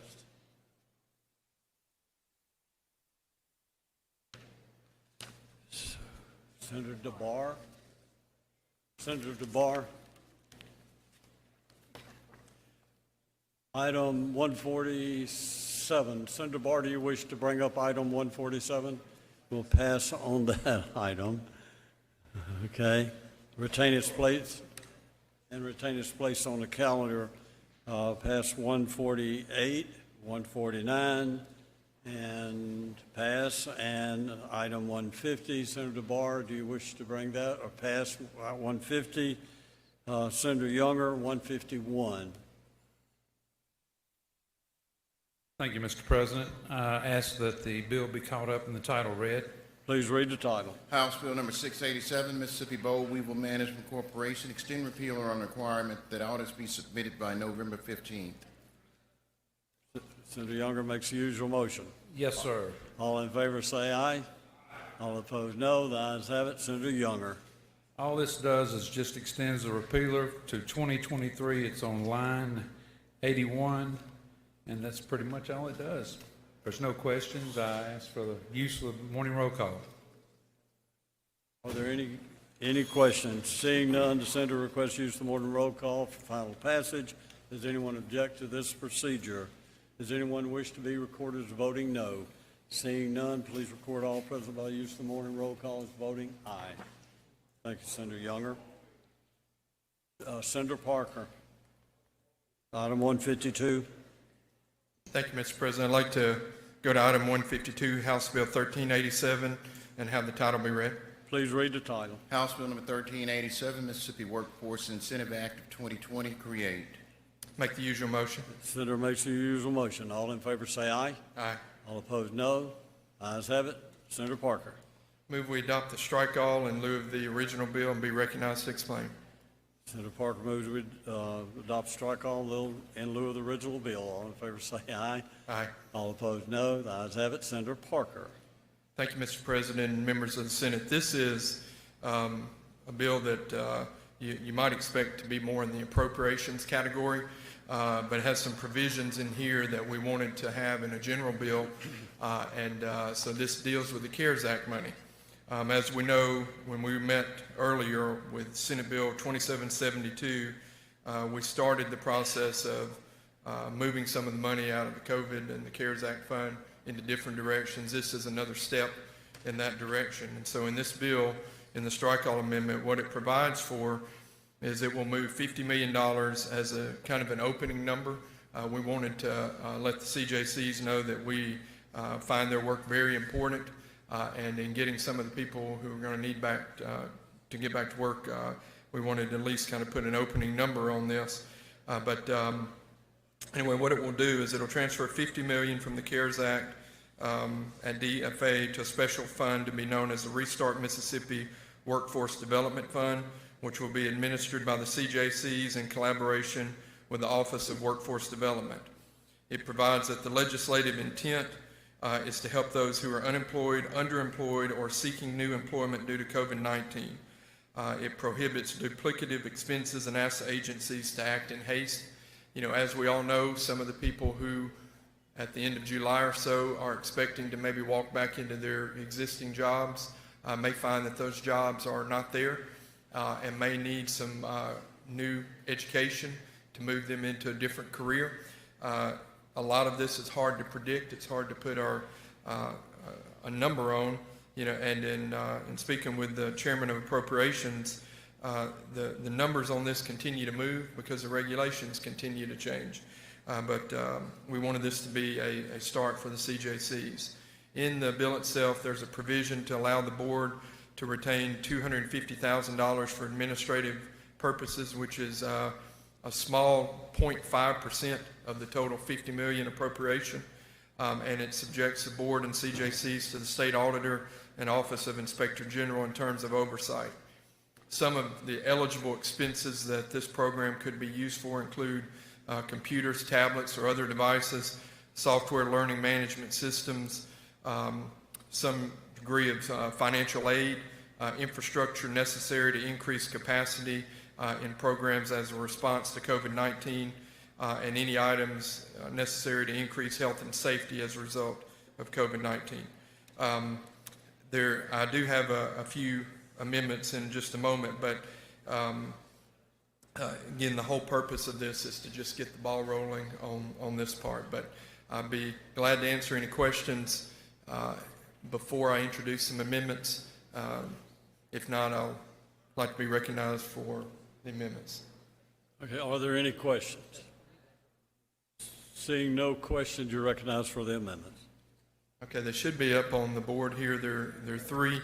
The first amendment is on line 45. We would be deleting the DFA CARES Act COVID-19 fund number and inserting in lieu of that the budget contingency fund, just to make sure that we have that in line with what Senate Bill 2772 had. So that's just a technical amendment on where the money is actually coming from. And then on lines 222 through 226, our original thought on this, and this is where, again, the thought continues to change, was that what we don't want to see happen. So we don't want to appropriate money out of COVID and then find that wherever we send it, it's not being used. And then at the end of the day, have to send that money back. So we had a provision in the bill that if money was not used by November 1st, that it would revert back to the governor's office. But this amendment would actually do something a little bit different. It would actually transfer any money that is not used by that November 1st to MDS, to another state agency to use for their expenses pursuant to the CARES Act. And so what we're looking for, and I know as this process goes along and appropriations talks more about this, we're looking for a way to put this into maybe the MDS trust fund, which on conversations yesterday started at $700 million and is down to $496 million as of yesterday. So that's what the second little amendment does there. And then the third amendment would actually, to a question that was brought up by Senator Delano, this has to do with Department of Unemployment and Security as well. Has to do with the experience rating on unemployment claims. And so the third amendment would, in the MDS statute, put the provision that the general experience rate of all employers for calendar year 2020 only shall be fixed at the rate in effect on March 1 of 2020. Notwithstanding the provisions of item 3 of this subparagraph, the last 10 months of calendar year 2020 shall not be considered in determining the general experience rate in years after 2020.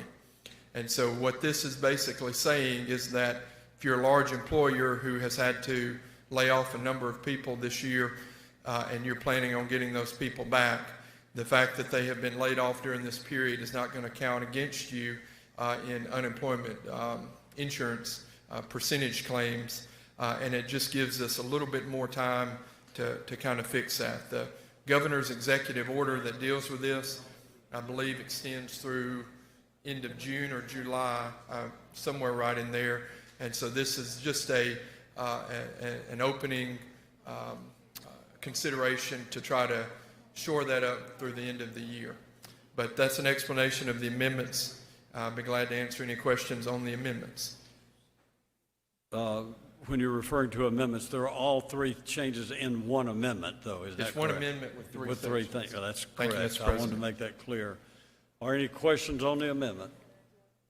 Senator Jordan, you have a question?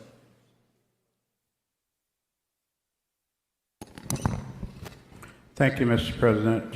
Do you yield Senator Jordan for a question? Absolutely. Thank you, Mr. Chairman. November 1 of this year, if we haven't used the federal dollars, they would all be sent back, or we'd have to pay them back however way. Well, actually, Senator, we have to the end of the year, and so we have November 1 in there to just give a little flexibility in the time so that any money that's still out there, we can move appropriately before the end of the year. We want to be absolutely sure we don't send it back because we need it all. Would you agree? Absolutely. Our projections are down, and we got a printout showing the percentage that they are down. So this money can be used to plug some of those holes. That's our hope, yes, sir, Senator. So we're going to be able to make everybody whole. Everybody's going to get served that comes under the CARES Act. And I know employers cannot hire the full capacity maybe until they get started again and move their business in the right direction. Maybe they can call them on later. But could those federal dollars that are not used by November 1 or the end of this year, could they be used to help those persons who were not able to receive employment because the business has been down and it can't hire them all right back? They will gradually hire them. Could some of those resources be used to help those people out that they are not ready to hire back, rather than let them suffer out there? Senator, my understanding is that right now, the way you're describing that would probably not be a provision that the regulations allow at this moment. But like we had last week, there was a major provision of the CARES Act fund that changed things significantly last week. And I know when we were discussing some appropriation issues, we still look and see things change. So I can't answer you to tell you whether or not that will happen or not. But certainly my hope is to get any and every agency and person here the help they need as a result of this. My point is, I like to see business made whole, but I like to see employees made whole as well. I agree. And that's what I'm looking at. I don't want business made whole, the employees suffering that once was employed by the employers of that business. That's what I was trying to get at. I want something there to hold them on until that, if they care and work for that company, until that company get back to the capacity that they can have their job back. But I don't want them left out there and the company made whole. Right, and I think that's the shared goal that probably you and I have on this, is that, our first goal is to make sure most and all of these businesses open back up so that the people who have been displaced have a place to go. What this is looking to do is to try to find some other places for the displaced workers to go. And I'm with you, the people who don't have something to do until we can plug them back into a job, I want to get them every bit of help we can get them. But my long-term hope and my long-term goal is to have them back working, where we don't have to worry about, providing for them because their employer will be doing that instead. That's the point I've been trying to make. Thank you very much for clearing that up. Thank you, Mr. Chairman. Senator Horn, for a question. Question. Do you yield Senator Horn for a question? I yield. Senator Horn. Thank you, Mr. President. Thank you, Mr. Chairman. Senator Parker, do you anticipate that this bill is going to go to conference? It absolutely will. Yes, sir. Okay. One of the things, and I agree with you that community and junior colleges do an outstanding job training folks, but there are some instances where it may not be appropriate or as effective with them training folks as it might be for a nonprofit. And I'm thinking particularly about situations where ex-offenders are brought out and they need training, sometimes just job readiness skill training They may have a skill, but they don't have the skills of employment and going to work every day, so on and so forth, that needs to be imparted to them. So I would love to see us make some accommodations for other qualified entities who do training to be able to go after some of this funding as well. Right. And so I'd love to have a conversation with you about that as the bill goes through conference. And Senator, on a couple of bills I took up earlier, particularly Senate Bill 2564, where we're looking to reorganize workforce development in general, those are the kind of conversations that I've been having with Patrick Sullivan on how we can make a difference for all of these different programs that you and I have discussed. And earlier in the session, we talked about, all of the money that's expended in the state and doesn't seem to have the proper oversight. And, Yes. I'm excited that in Patrick Sullivan, it seems that we have somebody who is willing and able to take that task on. And I look forward to you and myself working with him to make those recommendations and truly make a difference. Okay, thank you, Mr. Chairman. Thank you, Mr. President. Thank you, Senator. Thank you, Senator. I believe we have another amendment, amendment number 2.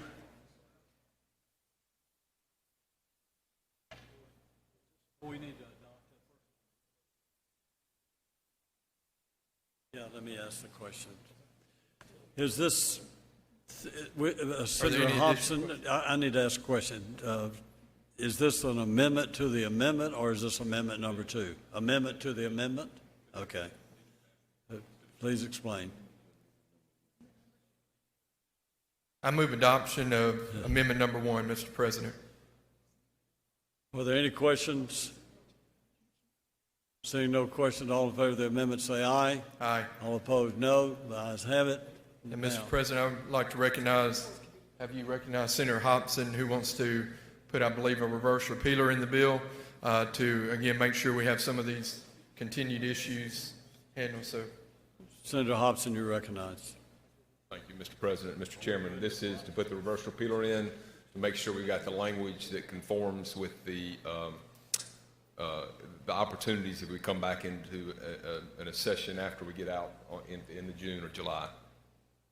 Thank you. You move to adopt? I move we adopt the amendment. Motion is to adopt amendment number 2 to amendment number 1. Senator Horn. Yes, sir, Mr. President. Is this amendment number 1 that's before us right now, or is it amendment number 2? Because it says amendment number 1 on the sheet here. My understanding was amendment number 2 to amendment number 1. So, is that confusing enough for you, Senator? Senator, we adopted, if I'm not mistaken, amendment 1. This would be amendment number 2.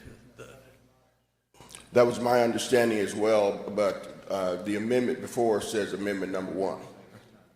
And I can't see what you have in front of you, so I apologize. Well, it's amendment 2 to amendment 1 is my understanding. So, any further questions? All in favor of the amendments, say aye. Aye. All opposed, no. The ayes have it. Senator Parker. Okay, I think we're back on the original bill now, so my motion would be that we adopt the strike all as amended by the use of morning roll call. Senator Parker requested use of the morning roll call for as amended, the strike all as amended. Strike all as amended, yes, sir. Yeah, does anyone object to this procedure? Does anyone wish to be recorded as voting no? Seeing none, please record all present by use of morning roll call as voting aye. Thank you, Senator Parker. Senator DeBar, do you pass? You'll pass on 153, 154, 155? I'm sorry. Then the next one would be Senator McDaniel. Is he? Senator McDaniel, item 156. Not here. And we'll pass at 156 and 157 and retain their place on the calendar. 158, Senator Doty, no. 159, Senator Jackson will pass and retain. 160, Senator Turner Ford. Senator Turner Ford will pass and retain that item. Also 161, 162, Senator Polk. Pass and retain. 163, 164, also Senator Polk. Senator Bryan, pass and retain. 165. Senator Moran, 166.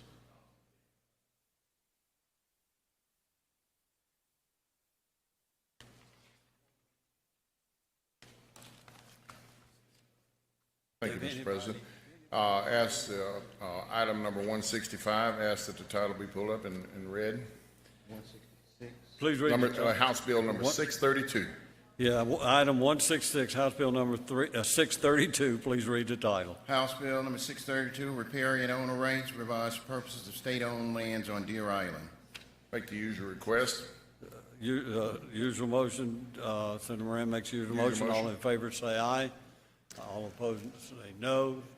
The ayes have it. Senator Moran. I'd like to yield to my my co-chair and have him present the bill to you. Senator Thompson. Senator Thompson, you recognize. Thank you, Mr. Chairman. Thank you, Mr. President. To explain what this bill does, let me first just define the term riparian rights for those of you unfamiliar with the term. Riparian rights are the distance below the mean high tide line that a landowner owns out into the Gulf of Mexico or whatever the adjacent body of water is. In the state, we have allowed off-the-bottom oyster aquaculture programs to install their structures about 750 yards south of or offshore of the shoreline. Just for Deer Island, which is the island directly south of Biloxi, Mississippi, we're going to, or DMR has asked us to extend the area from 750 yards to 400 yards, and that would effectively give them more area to plant these off-the-bottom oyster culture structures. That's what the bill does. It's limited strictly to Deer Island, effectively the south side of the island, and if there are no questions, I move for passage on the morning roll call. Are there any questions? Senator requests Senator requests passage by use of the morning roll calls. I'm getting tired here. Anyone object to this procedure? Anyone wish to be recorded as voting no? Seeing none, please record all present by use of the morning roll call as voting aye. Thanks, sir. 167, Senator Moran. Mr. President, if I could, I'd like item 167 and 168 pass on them and they retain their position on the calendar. Items 167, 168 will pass and retain their place on the calendar. All right, and it's on the next page, does anyone, 169 through 180, does anyone wish to bring up any of those items? Senator Wiggins, 170, House Bill 1314. Okay, Senator Wiggins. Yes, go to item 170, House Bill 1314. Call that up, ask the title be read. Please read the title. House Bill number 1314, tribal identification cards recognized as legal means of personal identification. Make the usual motion. Senator Wiggins makes usual motion. All in favor say aye. Aye. All opposed no. The ayes have it. Senator Wiggins. Thank you. I ask that Senator Thompson be allowed to explain the bill. Senator Thompson, you're recognized.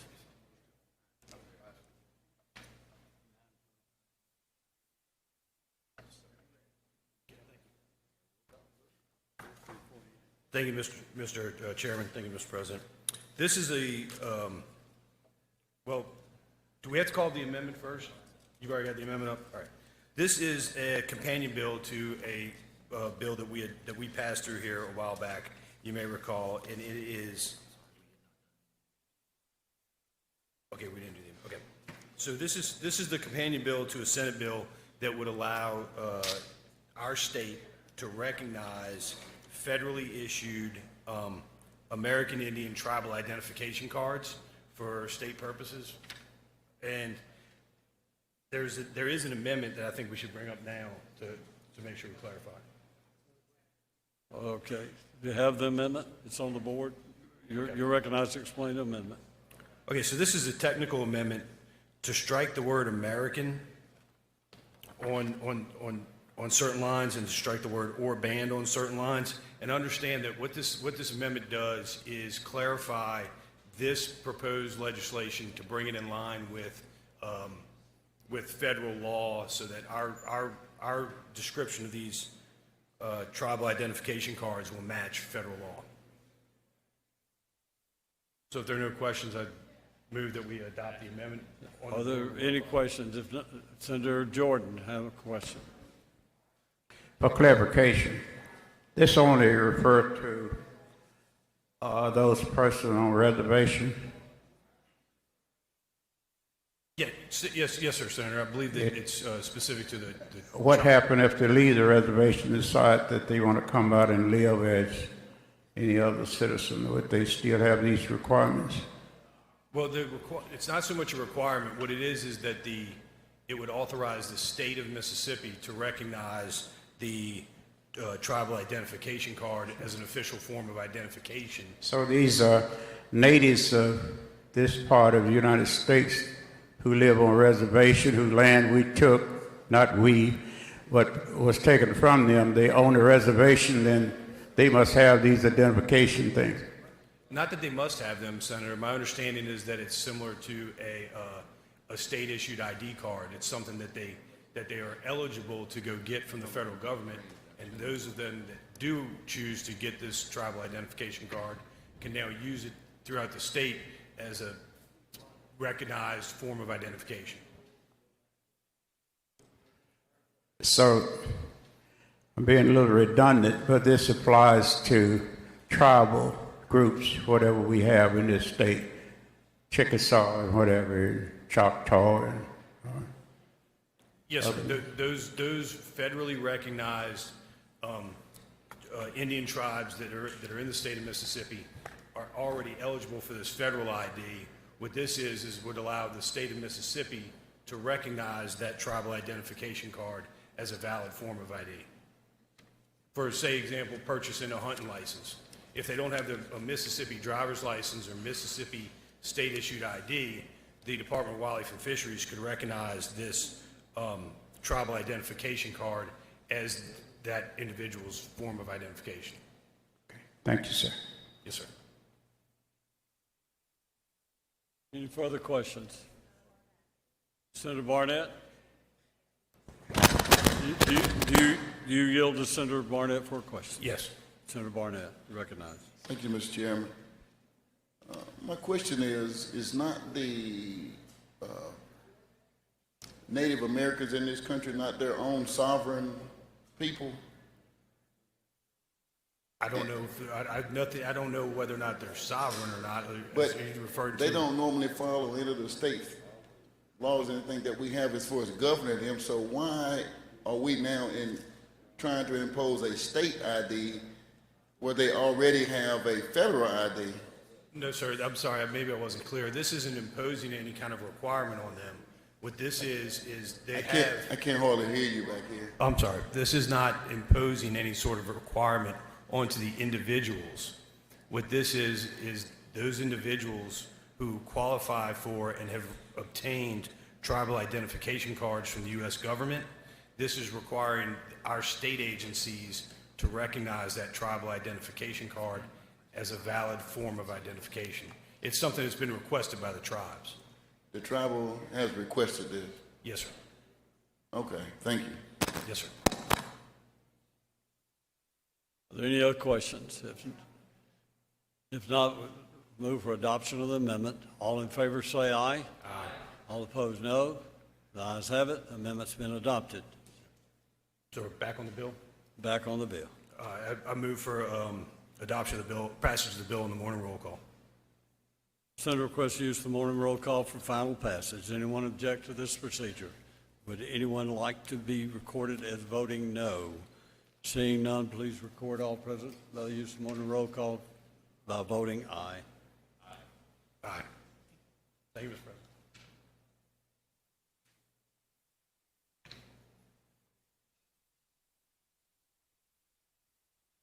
got any other bills that need to be brought up? Are there any other bills?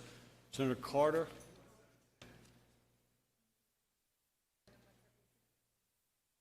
$171?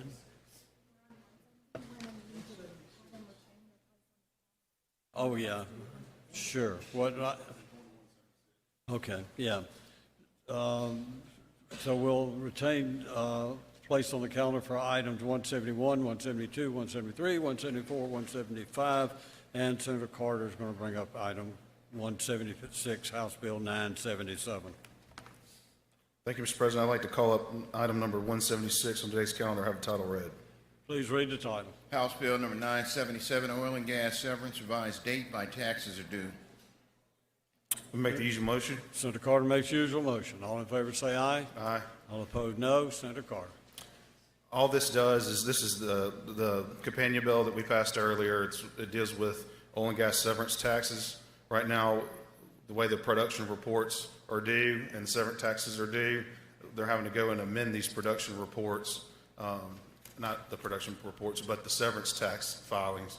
So we're just going to move that filing date back 30 days, and that's what this bill does, and I'll be happy to entertain any questions. And if there are none, that passes by morning roll call. Senator Hobson, for a question, do you yield to Senator Hobson? I guess so. Senator Hobson. Thank you, Mr. President. And Mr. Chair, when are they due currently? It's before the 25th day it was before the 25th day after the production reports are filed. And so we're pushing that back to the second month? Right. And what's the intent or purpose of pushing that back a month? It's to prevent all these amendments to the tax filings. What amendments? So what's happening is the production reports, they're having to be filed, and they're having to go back and amend them because the different things are happening, the numbers are changing. There's just the time between filing the production report and the time that the tax is due, there's not enough time for the accurate reporting, so they're just needing an extra 30 days. Would we not want to push that back just to the first day of the succeeding month or second day? I mean, is there enough time to get, is it because it's based on a monthly report, or is it because they're just not getting, I mean, what's the cutoff date for their report to be completed? I don't have that actual date. I just know that, so the Mississippi Energy Institute have been working with the oil and gas industry, and this is a request that came from them. And it was, like I said, it was an attempt to quit filing all these amendments. I mean, I understand that part, but if the issue is about an amendment, what's a reasonable amount of time after the production report should be completed, and then they have to file their tax report? They're telling me an extra 30 days. So they need an additional 30 days to do a report. Right. There's probably not much oil and gas severance tax being, oil and gas severance right now at all, is there? Can we have some kind of, is there a report that the Department of Revenue has issued on this? Have they weighed in on this at all? The Energy Institute and the Department of Revenue work together on this language. So the Department of Revenue is satisfied that this is sufficient for them? Yes, sir. Okay, thank you. Senator Derek Simmons for a question. Question, Mr. President. You yield to Senator Simmons. I do. Thank you, Mr. President. Thank you, Senator, for yielding. Is there a report on how the proposed language affects collections? From what I'm told, it will not affect collections at all. I mean, you're just delaying the tax filing date. Okay. And it's for more accurate reporting. Okay. Thank you, Senator. Thank you, Mr. President. Thank you. Any further questions? If not, entertain a motion. I'll pass this by morning roll call.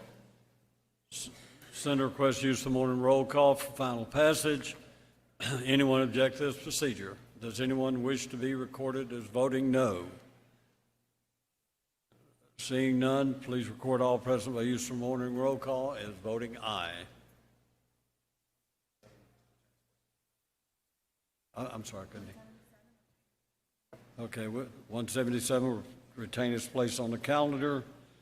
178, 179, 180. And on the back page, does anyone wish to bring one up on items 181 through 191? Or does anyone like to go back? And what item? 180. All right, Senator Bryan, was yours before that, or just a suspension? Okay, with 180, Senator Seymour.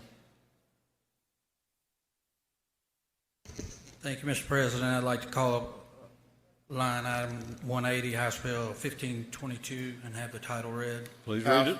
Bill number 1522, Mississippi Veterans Home Perpetual Care Fund created. Senator Seymour. Senator makes usual motion. Senator makes usual motion. All in favor say aye. All opposed, no. The ayes have it. Senator Seymour. Thank you, Mr. President. This bill briefly explains Section 1 states and declares the Mississippi Veterans Home Perpetual Care Fund. Subsection 2 describes the fund that shall not lapse into the state general fund at the end of the fiscal year. Subsection 3, expenditures from this fund may be made from the interest or invested earnings accrued by the fund. Expenditures may be made from the principal only after a declaration of an emergency by and or special need as that is recognized by the governor of the state of Mississippi. The initial transfer of the from the state fiscal officers to the fund is $6 million. These funds are not state funds. These are federal funds that we're just making a place to park the money. If there are no questions, I'd ask that the final passage on the morning roll call. Who has a question? Oh, we have an amendment. Senator Blackwell for an amendment. You're recognized.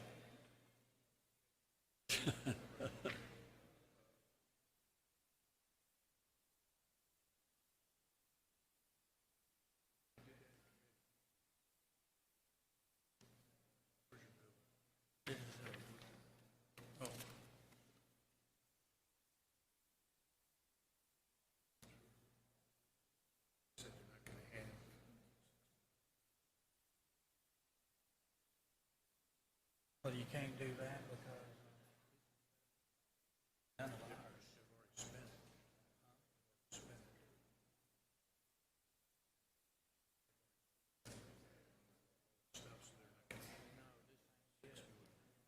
That was the. What are they doing here? If you want it, entertain it. This is the one where we came and we said, spending.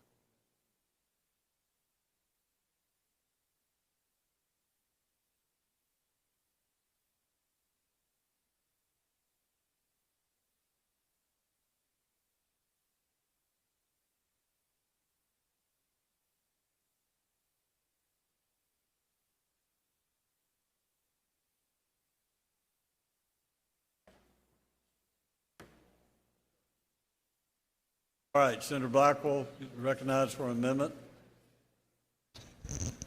Amendment. All this amendment does is actually when we're in committee, the disclosure came that the VA was not going to necessarily have $6 million to put in. So all we're doing is just technically correcting the language to say in an amount not to exceed the $6 million. And that's an explanation of the amendment. All right, any questions on the amendment? If not, all in favor of the amendment, say aye. Aye. All opposed, no. The ayes have it. Thank you, Senator Blackwell. Senator Seymour. Move for final passage by morning roll call. Senator Seymour moves or requests that we use the morning roll call for final passage. Anyone object to this procedure? Does anyone wish to be recorded as voting no? Seeing none, please record all present by use of morning roll call as voting aye. Thank you, Senator Seymour. Item 180. Anyone? 181, 182, 180. Pass. Okay. 183. Pass and retained. 184. 85. Senator Parker, item 185. Thank you, Mr. President. I'd like to go to item 185, House Bill 1383, and have the title be read. Please read the title. House Bill number 1383, Economic Development Highway Act, revised definition of high economic benefit project. Make the usual motion. Senator Parker makes usual motion. All in favor say aye. Aye. All opposed, no. The ayes have it. Senator Parker. Thank you, Mr. President. I'd like to be recognized to explain the strike-off. You are recognized. Yeah, thank you, Mr. President. What this bill does, this is a bill that is specific to a specific representative's area. What the overall thought is on the MDA incentive programs, and I've mentioned this from the well before, is the hope in time is that we're going to consolidate some of the programs to make them more efficient and make them more flexible, and then hopefully eliminate some that have not been used effectively. One of the particular economic benefit programs that MDA has charge over is the High Economic Benefit Economic Development Highway Program. While this program has been in existence, we've made, I think, 21 modifications to it to meet the needs of specific programs, and that's what this bill would do. It would include eligibility for a private company making a $15 million investment to establish a regional or national headquarters that has over 100 new employees over a 5-year period with an average salary of 150% of the most recent published average wage of the county in which it is located. So these would be high-wage jobs. There is a specific project. It's actually in potentially in the Hattiesburg area, but this would be a piece to help move that possibly forward. There's also a provision in the bill to allow, this is on line 150, and so right now in that economic highway program, what would happen, MDA would have to approve the program, MDOT would then have to approve that money be laid out for it, but in line 150 it says that if, so right now in that type of program, if any of this program is going at all towards a retail type of establishment in any way, shape, or form, they would not be eligible for the program. This would put a provision in there if the primary purpose is not conducting retail sales, if the project is a mixed-use development for which retail space is one component. So the thought here would be if a regional headquarters were to establish a location and build that, but right around them, they might also want to put in, a bank or a retail shop. It would allow them to have a few retail spots as part of that development. We're actually going to have an amendment on that. I want to make sure that this does not get misconstrued or used for something inappropriately. But that's an explanation of the bill. Be glad to answer any questions on the bill first and foremost.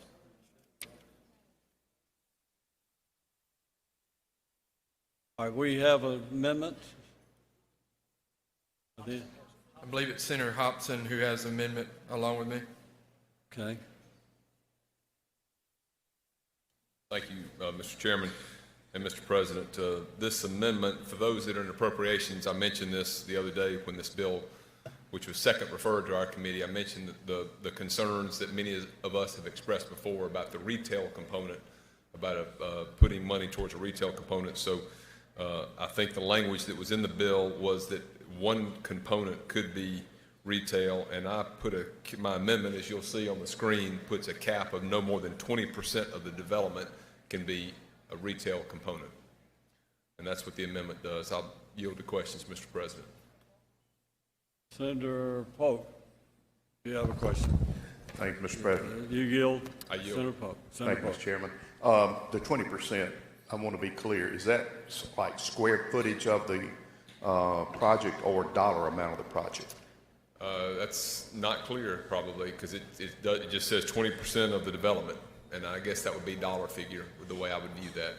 Okay, thank you very much. It's got a reverse repealer in the bill too, and I just wanted to make sure, because I'd stated in committee the other day that I was concerned about leaving that open-ended, and as this goes, if it goes to conference, I want to make sure that at least for some of us, they're well aware there's a concern about having something that's got too much retail in it for an economic development project. Thank you. All right.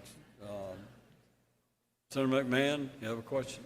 I do. Thank you, Mr. President. Thank You you. yield, Senator McMahon? yield. Senator My McMahon. question was exactly what Senator Polk's was. So instead of it being unclear, would you go ahead and could we maybe amend your amendment and say it's 20% by square footage? I'd probably lean towards 20% of total dollar development, but I think if this goes to, it's going to go to conference anyway because there's a reverse repealer. I just want to make sure this doesn't get, that the House is aware, if we feel in the Senate that we don't want this to be a majority retail component project, that our position would be this better be a limited retail component, but other areas could benefit from it. If you base it on dollars, it'll be difficult to gauge that because you won't know. It could change monthly, it could change yearly. A small company could go in there and really take off. I would love for you to be a conferee on this. I don't care to be a conferee. I don't but know. I think we need to get that out there because I know we've, in the past, particularly one item where there was a retail component and there was some concern about that. And I don't know if I'd have much to contribute on this bill in conference. Thank you, though. But I really wish you would give serious consideration to let's base it on 20% by square footage. I'm going to look at the chairman of the committee because since this was a double referred to appropriations, but the main chairman here will look at that, and I hope he's listening to these concerns and questions. Thank you. Thank you for yielding for a question, Mr. Chairman. Thank you, Senator Thank you, McMahon. Mr. President. If not, I move adoption of the amendment if there are no other questions. Adoption of amendment number 1 to the strike call, is that correct? All in favor say aye. Aye. All opposed, no. If there are no further questions, I move. The ayes have it. Adoption We on use also of need morning roll call. we need to adopt the strike call. Adopt the First, strike call and all in use of favor of morning roll strike call say aye. All opposed, no. Ayes have it. Now the bill. Now, suggest use of morning roll call. Senator suggests use of morning roll call for final passage. Senator Blunt. Thank you, Mr. President, for a question. You yield to Senator Blunt? I yield. Thank you, Mr. President. Thank you, Senator Parker. So if an existing Mississippi business invests $15 million and hires 100 new people, are they eligible for this program? Or is it only new businesses that come to the state? It'd be a new business. Right now, the threshold is, I believe, 70 million. And this would be an additional provision that's unique to this. And I will say this, Senator Blunt, because the discussion I had with the representative who introduced this was it is my full intent to look at each of these programs and make some recommendations with a program called MFLEX, hopefully next session. And so however we pass this, we'll be working with you and other people to make sure that we make these incentives be transparent, that we make them be more simplified. But for her purposes for this, she feels that there's perhaps an opportunity by the end of the year to make this particular project happen. And that's the reason for the bill. Thank you. I'm sorry, I'm looking it up here while I'm talking to you. But the bill has a reverse repealer in it that's before us right now. Okay, all right. Thank you, Senator Parker. Okay. I'll do that. Okay, so the motion is, the senator's motion requests use of morning roll call for final passage. Anyone object to this procedure? Does anyone wish to be recorded as voting no? Seeing none, please record all present use of morning roll call as voting aye. The next item is 186. We'll pass and retain 187. Senator Bryan. I ask that the title be read. Please read the title. House Bill number 94, Center for Rural Health and Innovation, established to provide services and resources to rural hospitals. I make the usual motion. Senator Bryan makes the usual motion. All in favor say aye. All opposed no. The ayes have it. Senator Bryan. I move adoption of the committee amendment. Senator Bryan moves adoption of the committee amendment. All in favor say aye. All opposed no. The ayes have it. Senator Bryan. This bill establishes within the Department of Health the Center for Rural Health Innovation. The primary purpose of this is to act as a resource, as a clearinghouse, as a best practices place to provide resources to rural hospitals and other healthcare things in rural areas. It carries no funding with it. It merely establishes with existing personnel at the Department of Health this area of emphasis. If there are no questions, I suggest use of the morning roll call. Are there any questions? Seeing no questions, Senator Bryan requests use of the morning roll call for final passage. Does anyone object to this procedure? Does anyone wish to be recorded as voting no? Seeing none, please record all present by use of the morning roll call as voting aye. Items 188, 189, 190, 191. I believe that's it. Does anyone, we'll go back, start over. If anyone wishes to take up a bill, suspend the rules, go back to the bill, please come forward. Senator Harkins, you're up. All right. Mr. President, make a motion we suspend the rules and go back to item number 8, House Bill 654, and have the title read. Item 8, 654, please read the title. House Bill number 654, beer and light wine, allows certain cities and towns with populations of 1,000 or more to hold elections to permit the sale of. What now? Yeah, we do. If I didn't do it, I meant to suspend the rules. Anyone object to going back, suspending the rules to go back to item number 8? Okay, now, please read the title. Seeing no objection.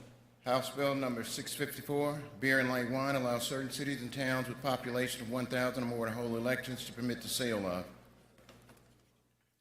of. Senator Harkins makes a usual motion. Usual motion. All in favor, say aye. Aye. All opposed, no. Ayes have it. Senator Harkins, you're recognized. Thank you, Mr. President. Ladies and gentlemen, what this bill does is it allows for a town with a population of more than 1,000 and less than 2,500 to have a vote on the sale of beer and light wine. They have to have 20% of the residents sign a petition and be offered before any election can take place. That's an explanation of the bill. If there are no questions, I move passage on the morning roll call. Are there any questions? Seeing no questions, Senator Harkins requests use of the morning roll call for final passage. Does anyone object to this procedure? Does anyone wish to be recorded as voting no? Senator Gary Jackson wishes to be recorded as voting no. Senator, you'll start over here. Senator Sparks, Senator Parks. You got Parks and Sparks. Y'all can't stand together. Senator Chisholm. Let's go over this way first. Oh, you have a question? Can we wait till we do this and before we record them, I'll let you answer the question. How about that? I mean, we're already voting. I mean, it's kind of, can we take questions? I'm sorry we can't take questions once we're already voting, because I asked were there any questions and no one answered. Senator Parker, Norwood, Frazier, who else? Tate. I believe that's it. Would you read those back, please?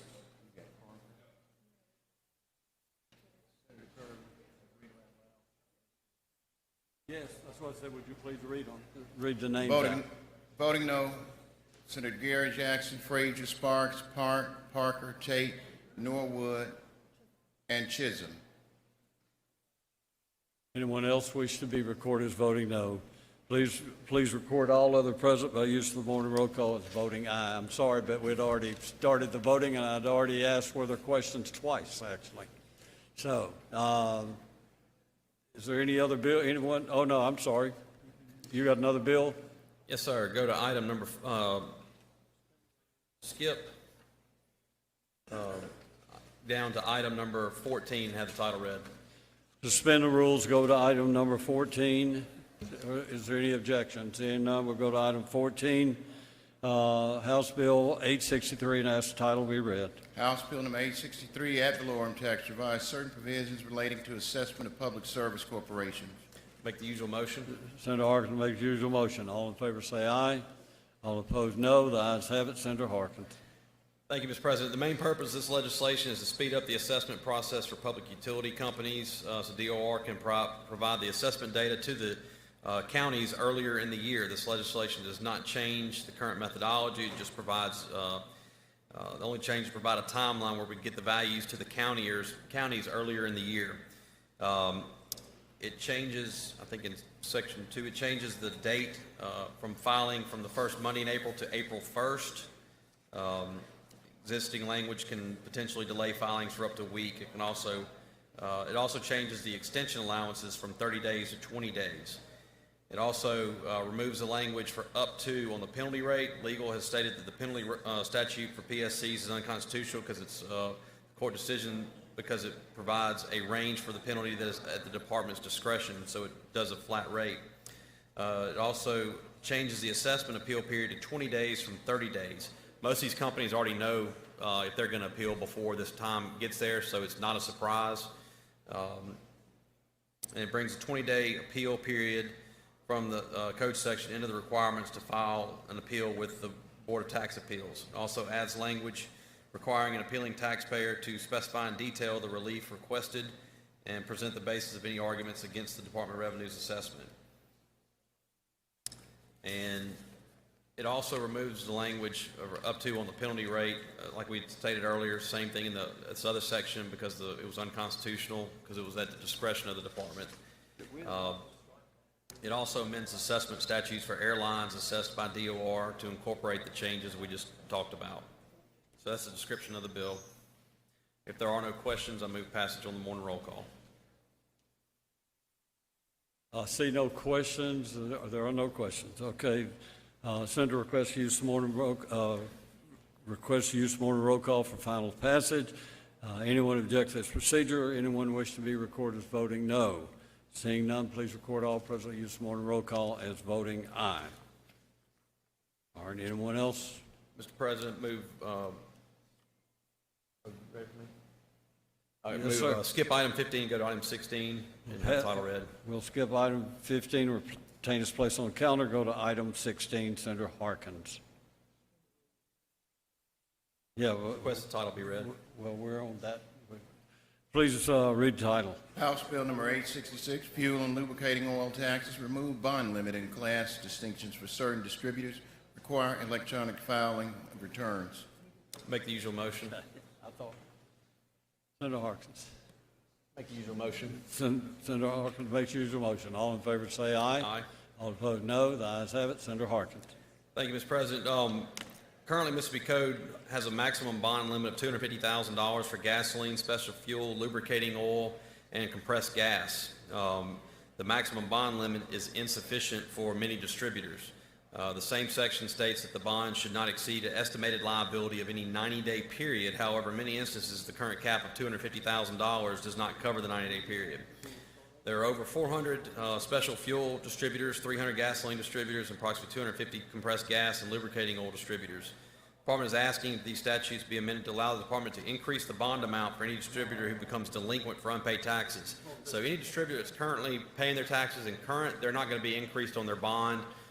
They're acting in good faith, but there are instances where people owe more than their bond amount. So they're wanting to have the ability to make them up their bond if they are continuously delinquent and are not paying their taxes that are due. The bill will allow the department to increase the bonds to the actual 90-day liability or the actual 180-day liability. The bonds will only be increased for those distributors who fail to pay their taxes. All of them that are currently paying, like I said, will stay at the current $250,000 limit. And that's the explanation of the bill. If there are no questions, I move passage on the morning roll call. Are there any questions? Seeing no questions, Senator requests use morning roll call for final passage. Does anyone object to this procedure? Does anyone wish to be recorded as voting no? Seeing none, please record all present use the morning roll call as voting aye. Thank you, Mr. President. I move we skip the next items on the bill down to item 20, House Bill 1486, and have the title read. Senator would ask that we suspend the rules and skip down, pass the other items down to item number 20. Is there any objection? Seeing no objection, we go to item number 20, and please read the title. House Bill number 1486, tobacco products, prohibit wholesalers from directly selling the products to retailers. Make the usual motion. Senator Harkins makes the usual motion. All in favor say aye. Aye. All opposed, no. Ayes have it. Senator Harkins. I request you recognize Senator Parks to explain the bill. Senator Parks. Thank you, Mr. Chairman. Mr. President, the purpose of this bill is to allow the Commissioner of Revenue to put certain retailers of tobacco products on a cash-only basis when they are not following the terms of payment in their agreement with the wholesaler. What we have seen is an issue with certain retailers not paying on a timely basis. Happy to answer any questions. If no questions, I'd ask passage on the morning roll call. Seeing no questions, Senator Parks requests use of roll call for final passage. Does anyone object to this procedure? Does anyone wish? Oh, you have a question? Do you yield for a question? Yes. Senator Seymour. Thank you, Mr. President.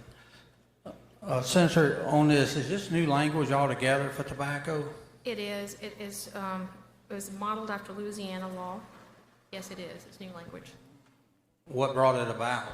Because we had so many wholesalers that were selling to retailers that were not paying their bills in a timely manner, and then they would just go to the next wholesaler and do the same thing repetitively. Thank you. Are there any further questions? Seeing none, Senator requests use of roll call for final passage. Does anyone object to this procedure? Does anyone wish to be recorded as voting no? Seeing none, please record all present that by use of the morning roll call voting aye. Anyone else wish to bring up an item on the calendar? If not, Senator Polk.